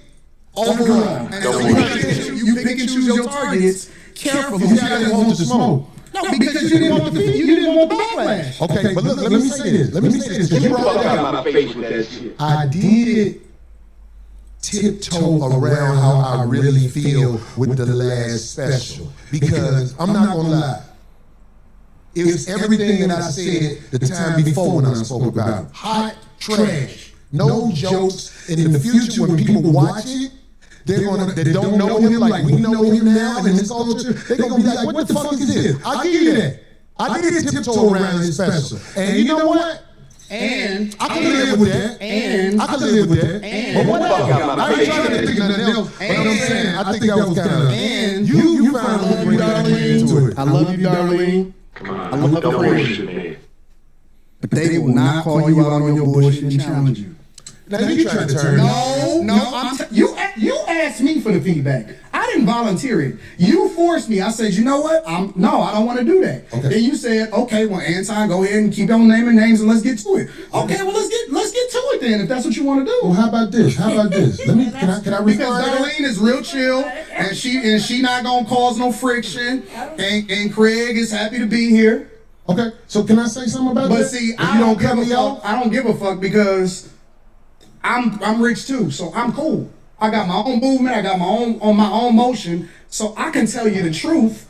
And I think that you also surround yourself with people that will not challenge you because you big dog to them. Okay. You big bro. Okay, so let me say this since you brought up Darlene and Craig. Let me say this. You don't know our relationship. But see, I'm doing more teaching. He's bragging about the fact that he's boning Darlene. On some real street level shit that I thought I would have had to do. But listen to me, Anton. You don't know me and her relationship? I'm listening. Maybe the reason you don't get the results you want from her is because there's a certain level of respect that comes from me and her relationship. That's what I'm saying. You don't know, brother. So that's what I'm saying. I'm not talking about you speaking on her. I'm not talking about you talking about her. I'm talking about when there's certain subjects that come up on your show. We done argued on the air a million times. Man, come on, bro. I'm just saying. Corey, sometimes you be on bullshit. Nobody call you out on it. Now I'm trying to teach you, but I don't think you're catching it. Okay, I'm observe. You don't know my relationship with this woman. You don't know. So when you see it online and speak on what you see online, you can't really speak from factual things that are happening in the world, Anton. Okay. So I'm saying. Humble bragging on his dick. Yeah. So and with Craig, I don't know why motherfuckers say Craig don't have a backbone around me. Cause one thing I say that Craig beat most motherfuckers' ass I know. I see motherfuckers don't be fighting Craig. I see motherfuckers don't run up on him with that bullshit quick. The motherfuckers who I seen ran up on Craig way bigger than Craig. So the obvious needs to be said because I believe that there's a lot of people who don't know the obvious, and I can't teach you that in an episode. Well, I'm saying, like, if you ever see me around any woman, Anton, if you see me around any woman, trust me, dues been paid, homie. And I can't say it no other way better than that. Dues been paid. That might not be something you'll catch. I'm saying this for the streets. Dues been paid, homie. Trust me, man. Trust me. I don't be around just anybody. I can't let any type of woman just come with me and be connected to me in no way. I don't like that. If you around me, it's a reason you around me. And I'm saying, like, I don't know if I could graduate you to that next level of the conversation. And that ain't no disrespect to you. But I'm saying, like, you see somebody around me, oh, I ain't just got anybody around me. Dues been paid, homie. That's what I'm saying. I ain't saying that tough either. I'm just trying to say it in a way where I hope you can understand. Yeah. Okay. So anybody around me, dues been paid. I don't let anybody around me. If you around me and dues ain't been paid, I'm trying to get away from you. Because I don't know you. And ain't no dues been paid, so I don't know you. I don't know you. And we spoke right before the show. Question for Anton. What happened? No, I'm not talking about. No, I understand. You get me? I got that. I got that. But in my case too, whenever I choose to speak up or challenge him on anything or tell him, look, I don't agree with that or what have you, I won't keep delving into it because I don't see the point. Because I know at a certain point with men like you at your age, there's not going to be any change. So why? I don't even bother with it. Corey ain't even thinking about what Darlene is saying. Corey is still miffed at the fact that Anton is not scared of him. And he's still trying to figure out a way that he can be the dominant at the table, that he can be the alpha dog in the situation. It is his show after all, and Antoine is an intelligent brother. And Corey is coming from a cultural perspective that supposedly doesn't even appreciate intelligence. You see? I might say, I don't like that. I don't agree with that. And then if they want to continue, I'm not for it. I'm with you. That's it. I just don't I don't do that. I got way more important fish to fry. And I thought, I'm not going to change this man's mind on stuff, so I just don't even bother. That's it. But another thing about the ladies, since we're talking about this, see, whenever I see a woman with a man, most of the time, if it ain't your wife, I already say to myself, what is this fuck shit? Okay, all right. Why So is now, after that long contemplation that you saw he just had, now he realizes there's no way I'm gonna walk away looking smarter than this nigga. There's no way I'm gonna walk away. There's no way I'm gonna walk away from this table looking like I punked him out because I put the microphone down and he stood up and invited me out to the parking lot. So he's not scared, and I don't even know if I want to fight this nigga because he might actually be able to fight and shit.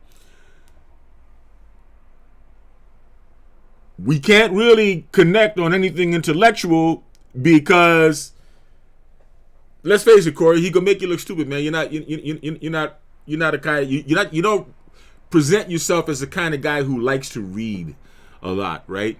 Read books and so forth. And so he figured, well, now I'm gonna go total bitch mode, and I mean bitch mode, and I'm gonna dry rap on him, fucking Mika, fucking his girl Mika. And this is some fucking bitch shit. Look at him. Look at his eyes. Look at his eyes. So now he go rat. He's ratting to Corey's wife. He's ratting on his show. He's ratting on Corey. I mean, he's ratting on Anton. He's ratting on Anton for fucking Mika to Antoine's wife through his show. Cause he's sour. Cause he's mad. Cause he's mad because he couldn't punk him. He's mad because he couldn't punk him. And he's mad because he's intellectually inferior to Anton. And like I said, man, I mean, I appreciate both of these brothers. I really appreciate both of these brothers and respect these brothers equally. But this particular situation went down the way it went down. You know what I'm saying? I'm in the streets with you. That's how I feel about life. So I'm saying, like, that might be a prejudice that I have. I can admit, if a woman is in the streets with a man, what is this? Why? Why do you care about that? Why is that meaningful to you? No, it's not that I care at all, because it's not my business. But I'm saying, but wait. Step to me with a woman. Either it's your business or it's not. And if you saying fuck is this, then you're making it your business. And if you're saying fuck is this and you being concerned about an appearance, then you obviously care. You're talking out both sides of your neck, Corey. Woman, and it ain't his wife, all I do is say to myself, you mean like checking you?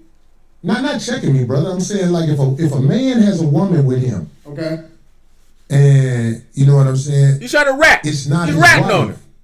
I don't know what the fuck that is, and I don't want nothing to do with it. That's all across the board as I've gotten older and wiser. If a man... What is this, Saudi Arabia? You don't think a man's wife knows if he has a relationship with some other woman? The fuck that got to do with what? What? And if a man got a woman with him and he say, hey, hold on, man, how you doing? This is my lady, so-and-so, so-and-so. It makes me say, okay, this is his lady. That's what that is. But I'm saying, like, if a man is in the streets with a woman, sitting next to a woman, and all like this, whatever, and this bitch ain't been explained, I'm like, hold on, what the fuck is this sucker shit? Especially if it's imposed in any way. That's what I'm saying, G.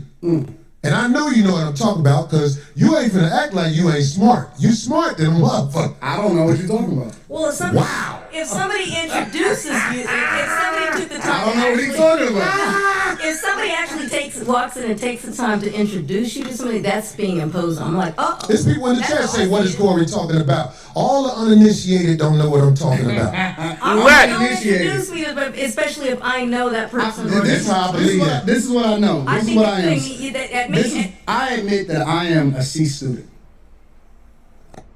I know you've been thinking about partnering with Plumbing and HVAC SEO to take your online marketing to the next level. In what? In life. And everything. Okay. The Democrat plantation is a matriarchy, yo. It's a matriarchy. It is a gynocracy. It's run by women. So when Corey got to the point of realizing that he wasn't going to punk Anton and that he definitely wasn't going to be more intelligent than Anton because he's simply not, and that really Anton made him look bad on his own show. He lost on his own show. To get back like a little bitch, Corey decided to get him in trouble with his mama. You see, I'll show this nigga. I'm going to tell his wife he's fucking somebody else. Huh. I bet your wife will see this show. I'm going to get you in trouble. This nigga, I can't believe. Of all the bitch-ass motherfucking... Why you even had to bring up the bitch? Why you have to bring up... Oh, Corey, man. The G code, man. You didn't... Oh, man, I'm sorry, bro.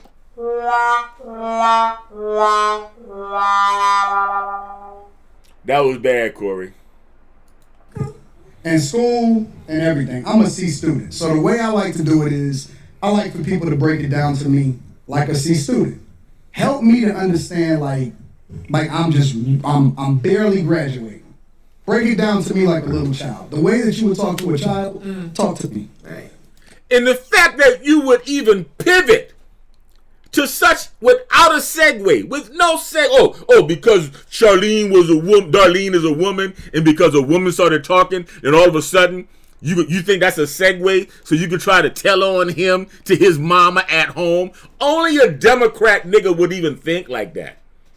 Because y'all come from a matriarchy. You come from a gynocracy. Okay? And the woman is the one who controls you. That's why I like to do it. And it's easier for me to digest it. I like that you said that, but see, I'm at a stage of the game. I ain't got time to talk to kids. Why not? I don't got time to talk to kids. My kids grown, and I'm saying like if they asked me to go to the school and speak to the children, I would tell the children to do what's right. Because I know that's what they're supposed to do. I'll be like, listen, do what's right. Whenever you get that feeling like you're doing something wrong, then, step back and do what's right. That's what I would tell kids. That way I would be able to speak from the heart. So you're one of those do what I say, not what I do. No. I said do what's right. Let me tell you what my translation of that is. Uh-huh. This is my translation of that. I don't want to substantiate my argument, or I don't want to break it down to where you'll actually understand it because you may be able to break down what it is that I'm saying. So I choose to only speak in riddles. Right. And I also want to speak in parables. He just wanted to rattle you. Then I can say, well, if you don't know, you don't know. You don't get it. He just wanted to tell your wife. He's just telling your wife. I know exactly what you're talking about. But I might act like I don't know what you're talking about because I want you to substantiate your argument. So that's what I stand on. But that's why I say break it down to me like a C student, so that I can truly understand exactly what you're talking about. Right. So look, what you said, you said you don't, but what you said in there, that was the key word. You act like you don't know. And I know you act like you don't know, brother. I have no idea what you're talking about. You just said it. Believe me, you said it. Feel silly. He said, really trying to, look, it was an intense moment in here, Anton, and he is trying to infer. Now, when you talk about, I'm a hypnotherapist, right? In addition to being a neurofeedback clinician, I'm a hypnotherapist, right? And when you study hypnotherapy, you learn people's suggestibility, how they hear things, the type of their hearing language, as well as sexuality, not being physical sexuality, but the way you project communication outwardly into the world. And there are two dynamics when it comes to suggestibility and sexuality. One is that certain people are inferential and certain people are direct. In other words, certain people respond well to direct communication and certain people respond well to inferential communication. The difference between whether a person is primarily inferential or direct in their suggestibility orientation has a lot to do with how they were raised, the primary parent, usually the mom. And if you were raised with narcissism, if you were raised, in a society where, you were constantly trying to guess what your primary parent wanted or was feeling so that you could satisfy or please them, then you tend to be an inferential person. And in the words of Kappas, the father of modern hypnosis, the inferential people fill the offices of psychologists and psychiatrists all over the world.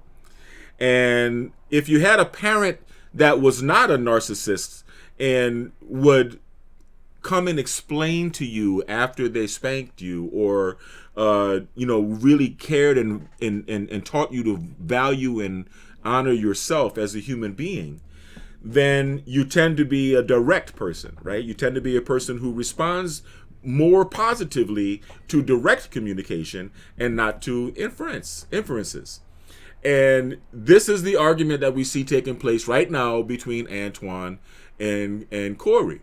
Corey is being inferential. Corey was raised in a matriarchy. Corey is a leftist, probably raised by a single mom, probably raised in a situation with a narcissistic single mom. It's not uncommon in African American culture. I mean, it is what it is. Black American culture, pardon me. And through business and through life and through sheer individuation, it seems as though Antoine has learned to be more direct.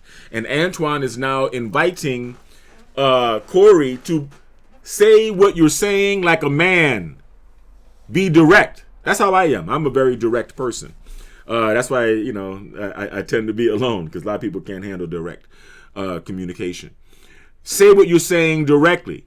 And what Corey is doing is he's once again mimicking his mama, mimicking his leftist, feminist, Democrat mama. And he's being inferential, because what he really wants to do, what he's really trying to do here, he's already compromised his manhood. He's already fucking tucked his own tail between his legs. So what he's doing now is he's trying to rat on Anton to his wife.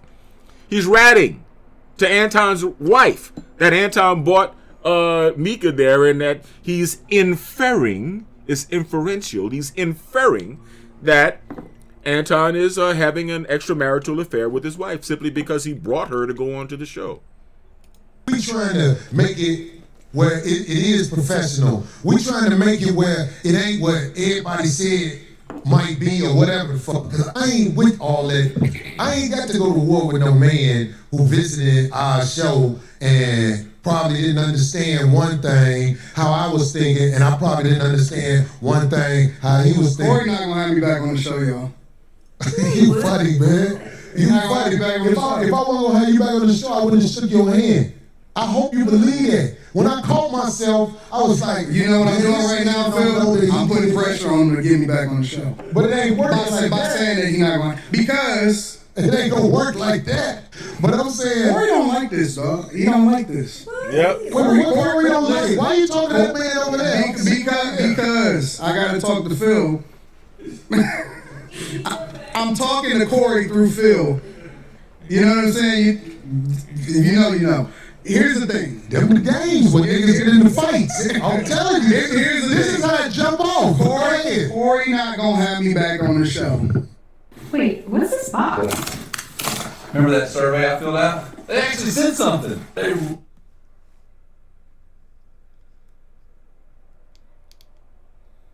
What?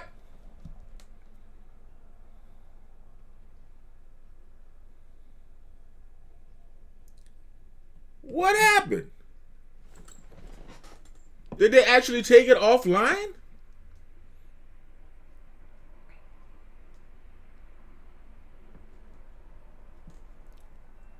This is incredible.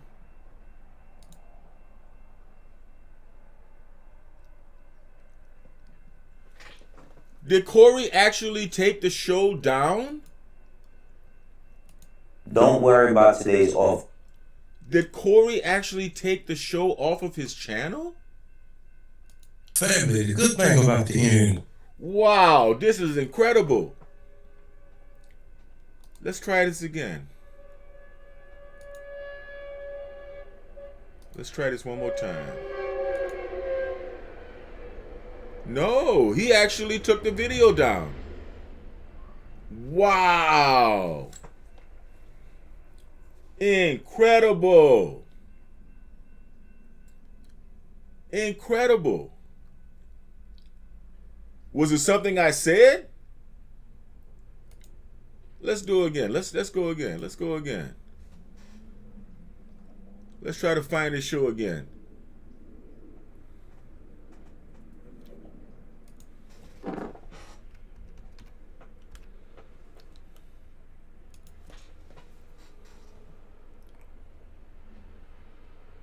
All right, act right demonstration. Let's get back on the show.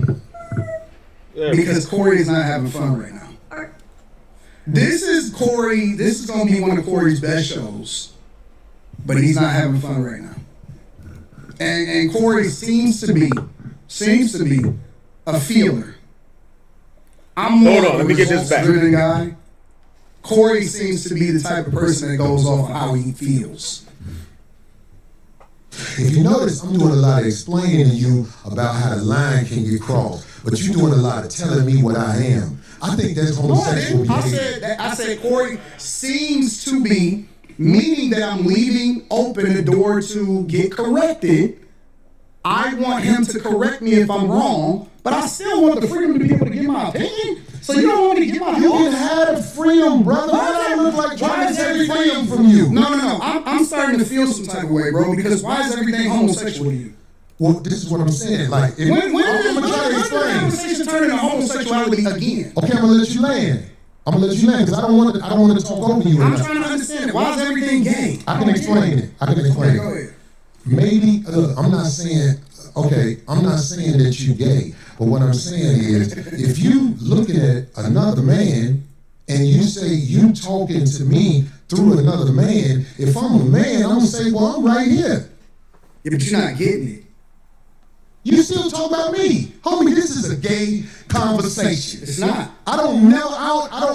When you talking to men who playing riddles and stuff like that, I'm telling you, you ain't talking to riddles. You ain't never been to jail, have you? Hell no, I ain't never been to jail. I can tell. You been to jail? No. So what the fuck that mean then? So I'm just saying, like, if you went. Wait. If you could tell he never went to jail and you never went to jail, then what is the point of even saying that? To jail, they would have to start you over from scratch. What would they do to you? The people who I would be the tough one. No. Just let me land with this. The people I don't think from a jail perspective, nigga. I'm not a jailbird. I'm never going to jail. I see what you can't say what you never do, but I'm never going to jail, bro.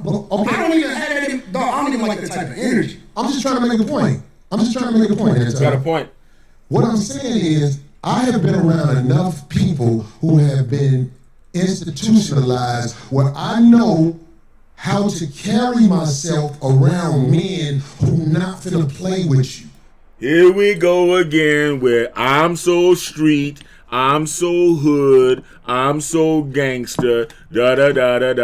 As though that's the most valuable aspect of black culture, is to be down with prisoners and miscreants and uneducated dumb motherfuckers and shit. And that gives you cred. That makes you a real brother. Come on, man. This shit is so played, man. Corey, you're embarrassing yourself. You're trying to dry rat on Anton to his wife like a bitch. And at the same time, you're trying to talk about how gangster you are.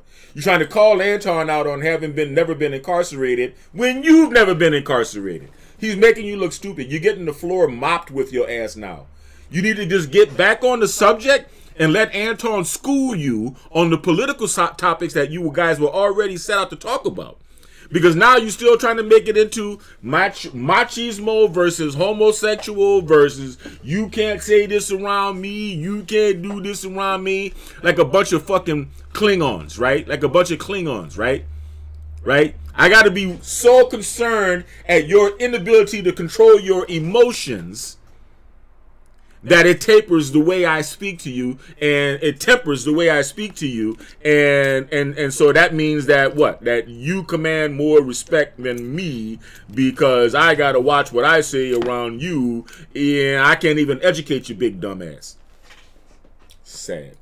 That's all I'm saying. That's all I'm saying. I don't hang around niggas that have been to jail, so I saw for it that way. The way you saw for it is a little bit different than the way I saw for it. Okay. So I choose not to hang around niggas that's been institutionalized, that had to carry themselves a certain way because they made the decision that they wasn't supposed to make. And you know, it shows that you've been around people that ain't seen the other side of the game. Because some of the smartest men I know they've been to college and gave that time up. And it was actually a learning process for them. But they still got to stand 10 toes down when they out here, Anton. I don't believe that you tried to disrespect me now that I've been talking to you. I don't believe that.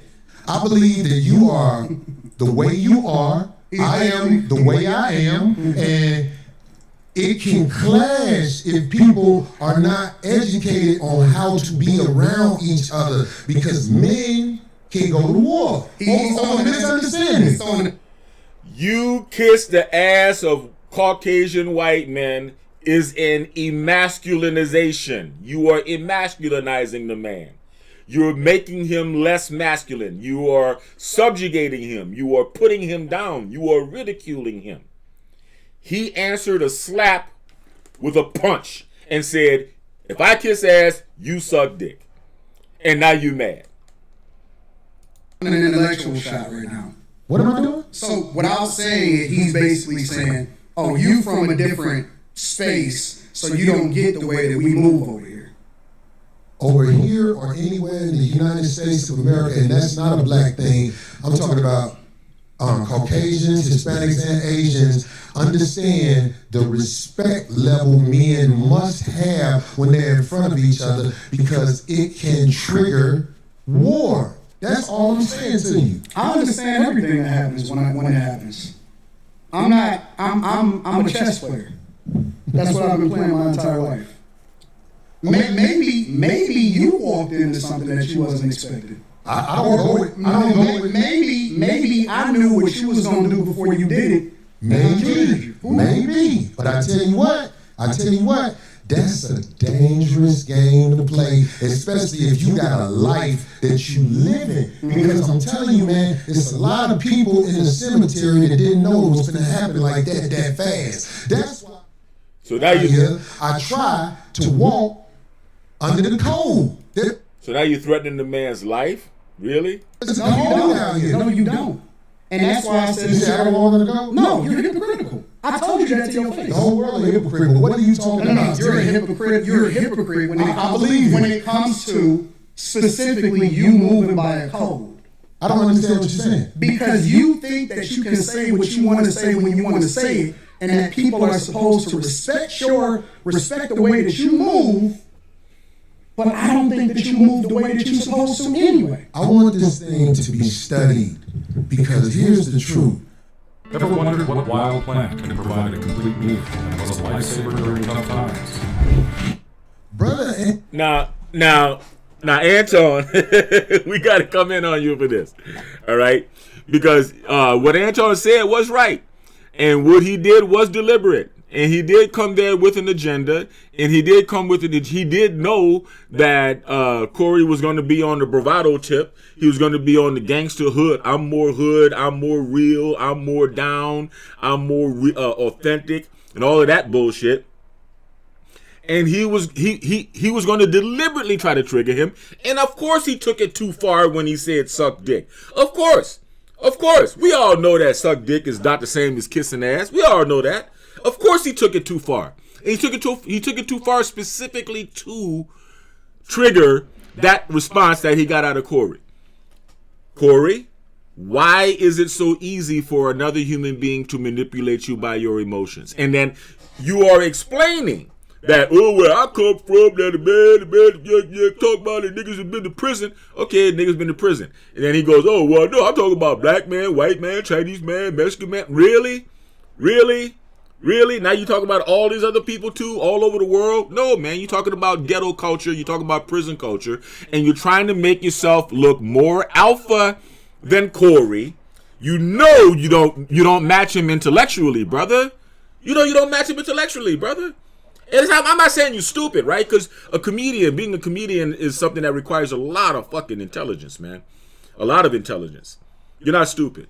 You're not stupid by a long shot, right?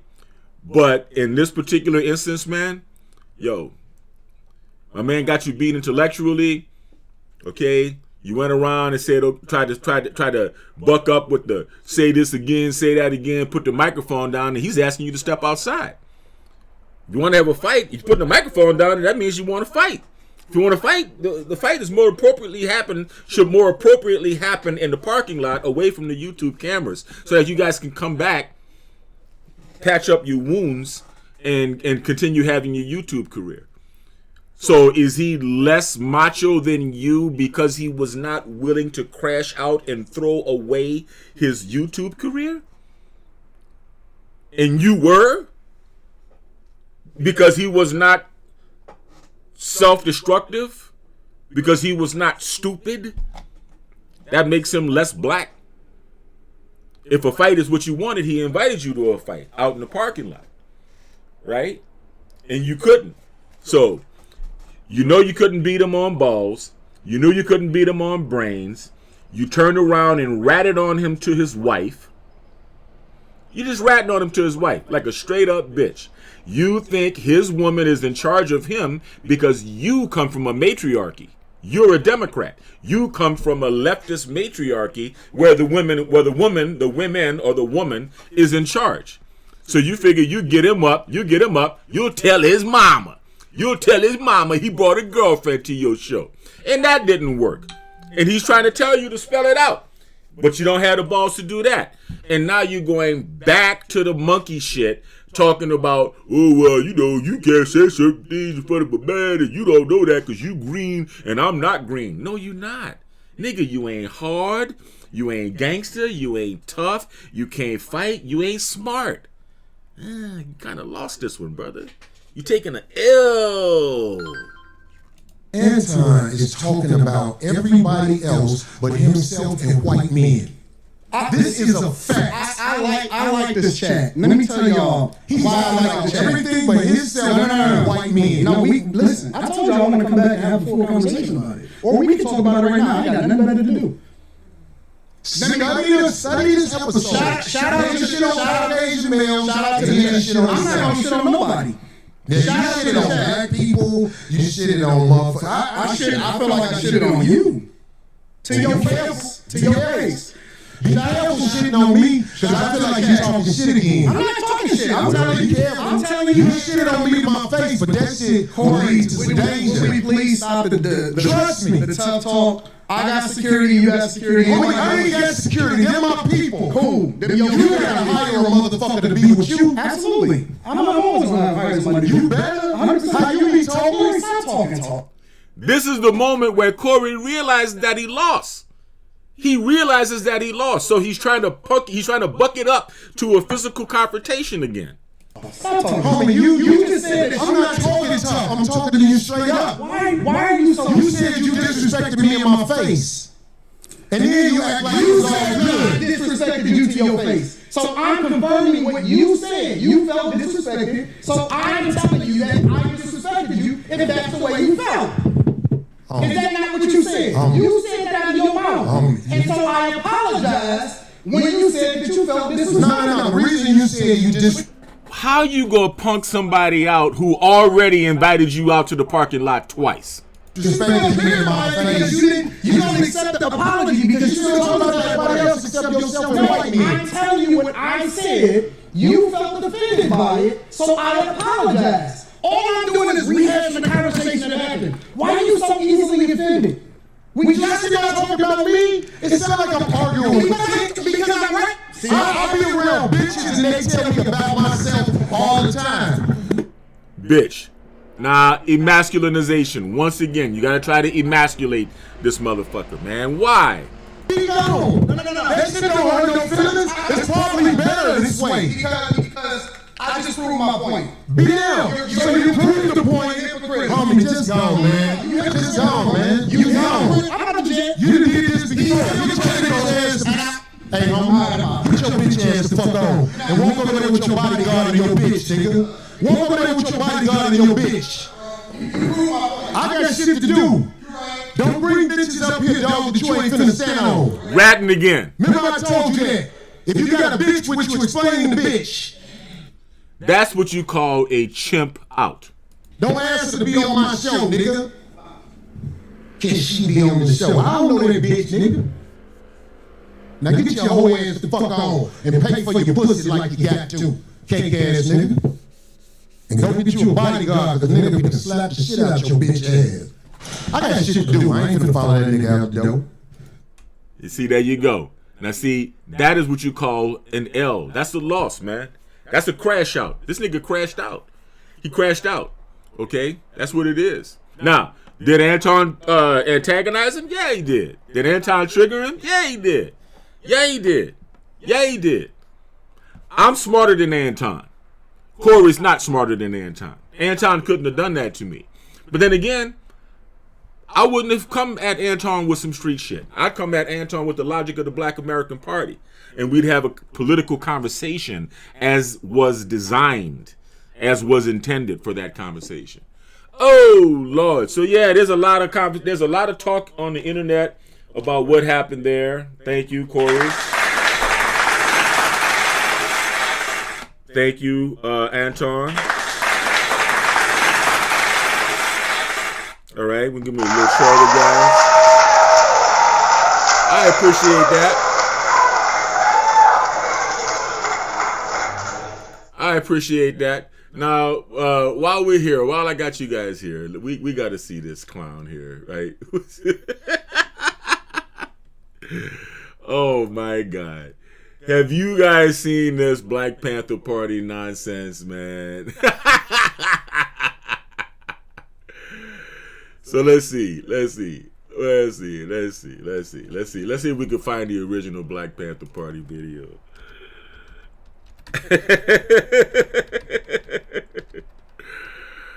Oh my God.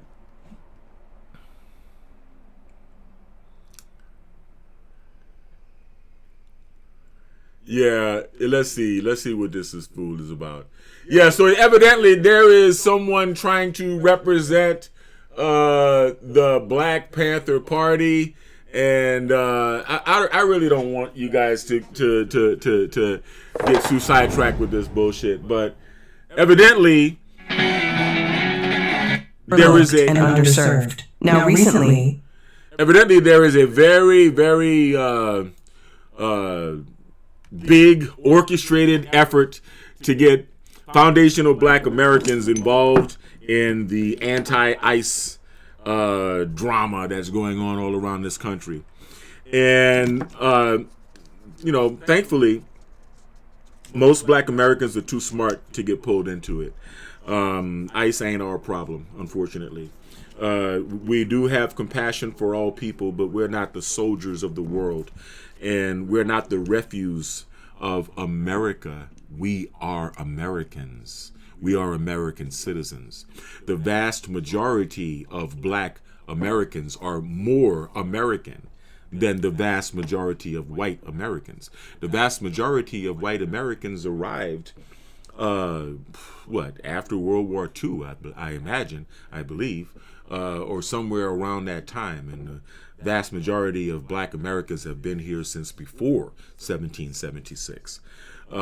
So to think because there is some allegedly shared identity as minorities or something like that, that means that Black people are supposed to take up a fight against people. And the interesting thing is the dynamic of the relationship between immigrants and Black people has taken a profound shift over the past 10, 12 years, which was, of course, accelerated by the massive immigrations that took place during the Biden administration.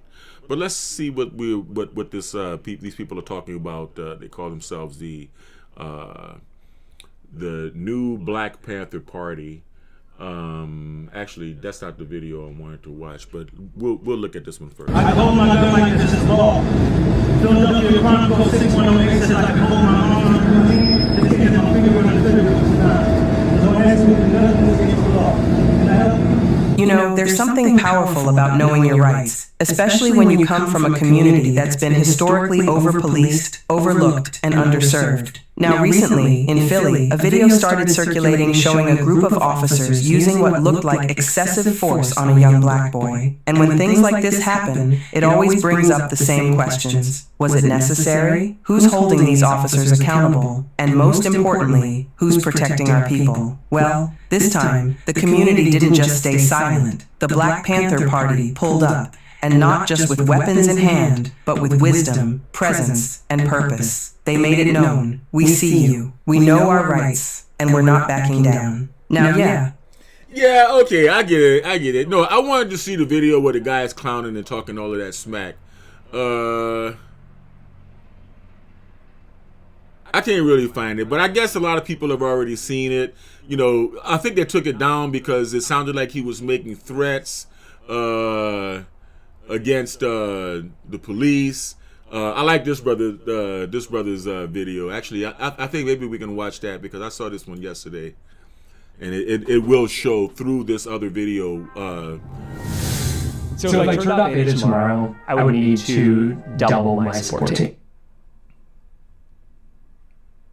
Won't no ICE agent ever run up on me. I guarantee they won't. I'll put a hole in their chest the size of the window. Safe fly and repair, safe fly and replace. That's what's going to happen. They touch me. An woman was killed by ICE. If you think you about to come and brutalize the people while we're standing here, fuck around and find out. Our interactions with the police and ICE, and we hold them accountable. We patrol the community and we hold them accountable. The Black Panther Party was self-defense. We're the same Panther Party from back in the day, but we're a little more aggressive now.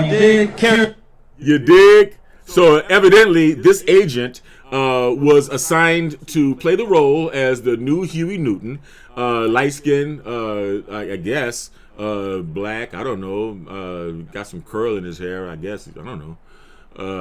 But you know, now he brought back the vernacular, so he had to go watch some old black and white videos of Huey Newton, and he seems to be kind of imitating the way he speaks. Imitating the way he speaks to the police, and now he's using 1970s vernacular, like, you dig? And we're not supposed to see through that, right? Bigger guns, we don't take no shit. Places where there are a lot of immigrants at, I think that the community around them needs to take special care of them and needs to start escorting them to and from everywhere to make sure that they're safe. Because the ICE agents ain't gonna act like that if it's a bunch of people standing outside with assault rifles and shotguns. It's a semi-automatic shotgun. That means the shotgun shells will shoot out of a pump, they shoot them rapidly. If you are gonna legally arm yourself with something bigger than what they got. Those who... Can you believe this? They're trying to drag black Americans into this anti-ICE drama using weapons, big weapons. Okay. Serving the public, they should be fearful of the public. They should be fearful that the public's going to be dissatisfied with their job that they're doing, not feeling like they're tyrants, not feeling like they're bullies because they got guns and body armor and walkie-talkies. That makes them immune to whatever the people will do. I think you want to correct the ideology of the pig and the mentality of the slave catcher. You meet them with equal force. All power to the motherfucking people. And you already know. Can you believe that? You know, this brother's probably going to say, not probably, definitely going to say a lot of the same things that I'm saying. So I don't really want to rehash that video. Shout out to the brother, man. Introvert rock star. Peace out, man. I did see this video yesterday. It's a very good video. But this isn't like a reaction to yours. I just wanted to talk about what the hell is going on with this Black Panther nonsense, man. This is really incredible. Let me switch over here. Yeah, you know, needless to say, don't do it. Don't go threaten the cops. Don't go out in the street. Don't go protest. Don't go threaten ICE. Don't try to escort people down the street. Don't try to open carry rapid fire or semi-automatic shotguns. Don't wear a bullshit afro. I really don't know, but don't do any of the things that you saw that guy do, and don't pay any attention to anything that anybody is saying about the Black American Party. All right. So you're not here to fight the Crips.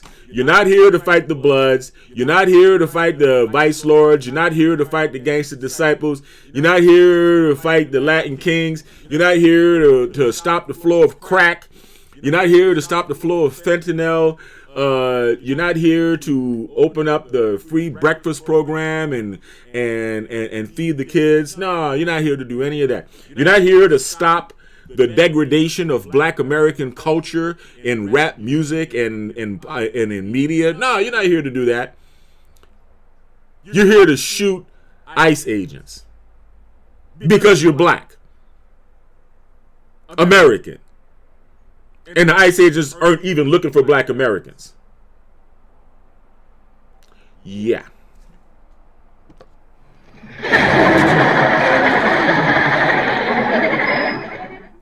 Yeah, I think I'm gonna pass on that one, Mr. Motherfucking Puerto Rican Panther or whatever it is that you call yourself. This is really a trip. I really don't know what to say about that. So anyway, shout out to the new Black Panther Party. Oh, I'm not a real shout out. There you go. To the new Black Panther Party. Anyway, I hope you guys. I think that's about it, man. I've been on this sucker. Been sitting here for a while. I'm getting hungry. I just had breakfast and I'm getting hungry. I think I should go run. Anyway, I hope you guys enjoyed the show. I had to go live. I'm in the middle of cleaning up, as you can see. Getting ready to go to Reno. I'm going to be in Reno. I'm probably going to be in Arizona the next week and Northern California. I'm going to be in Hawaii for about a month. Anyway, stay kind, as you guys know, because kind is not only the new sexy, kind is the only sexy. Stay blessed and stay healthy, right? Stay intelligent. I really do appreciate you guys joining me and, watching this with me. Shout out to Corey Holcomb and Anton Daniels. Much love and much respect to both of you. All right. Work it out.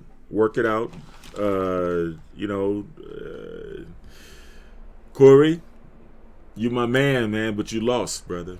You lost this one, man. You lost this one, man. You kind of chimped out, and you shouldn't have chimped out. Anyway, I'm out of here.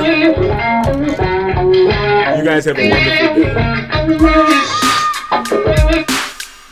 Bye, man.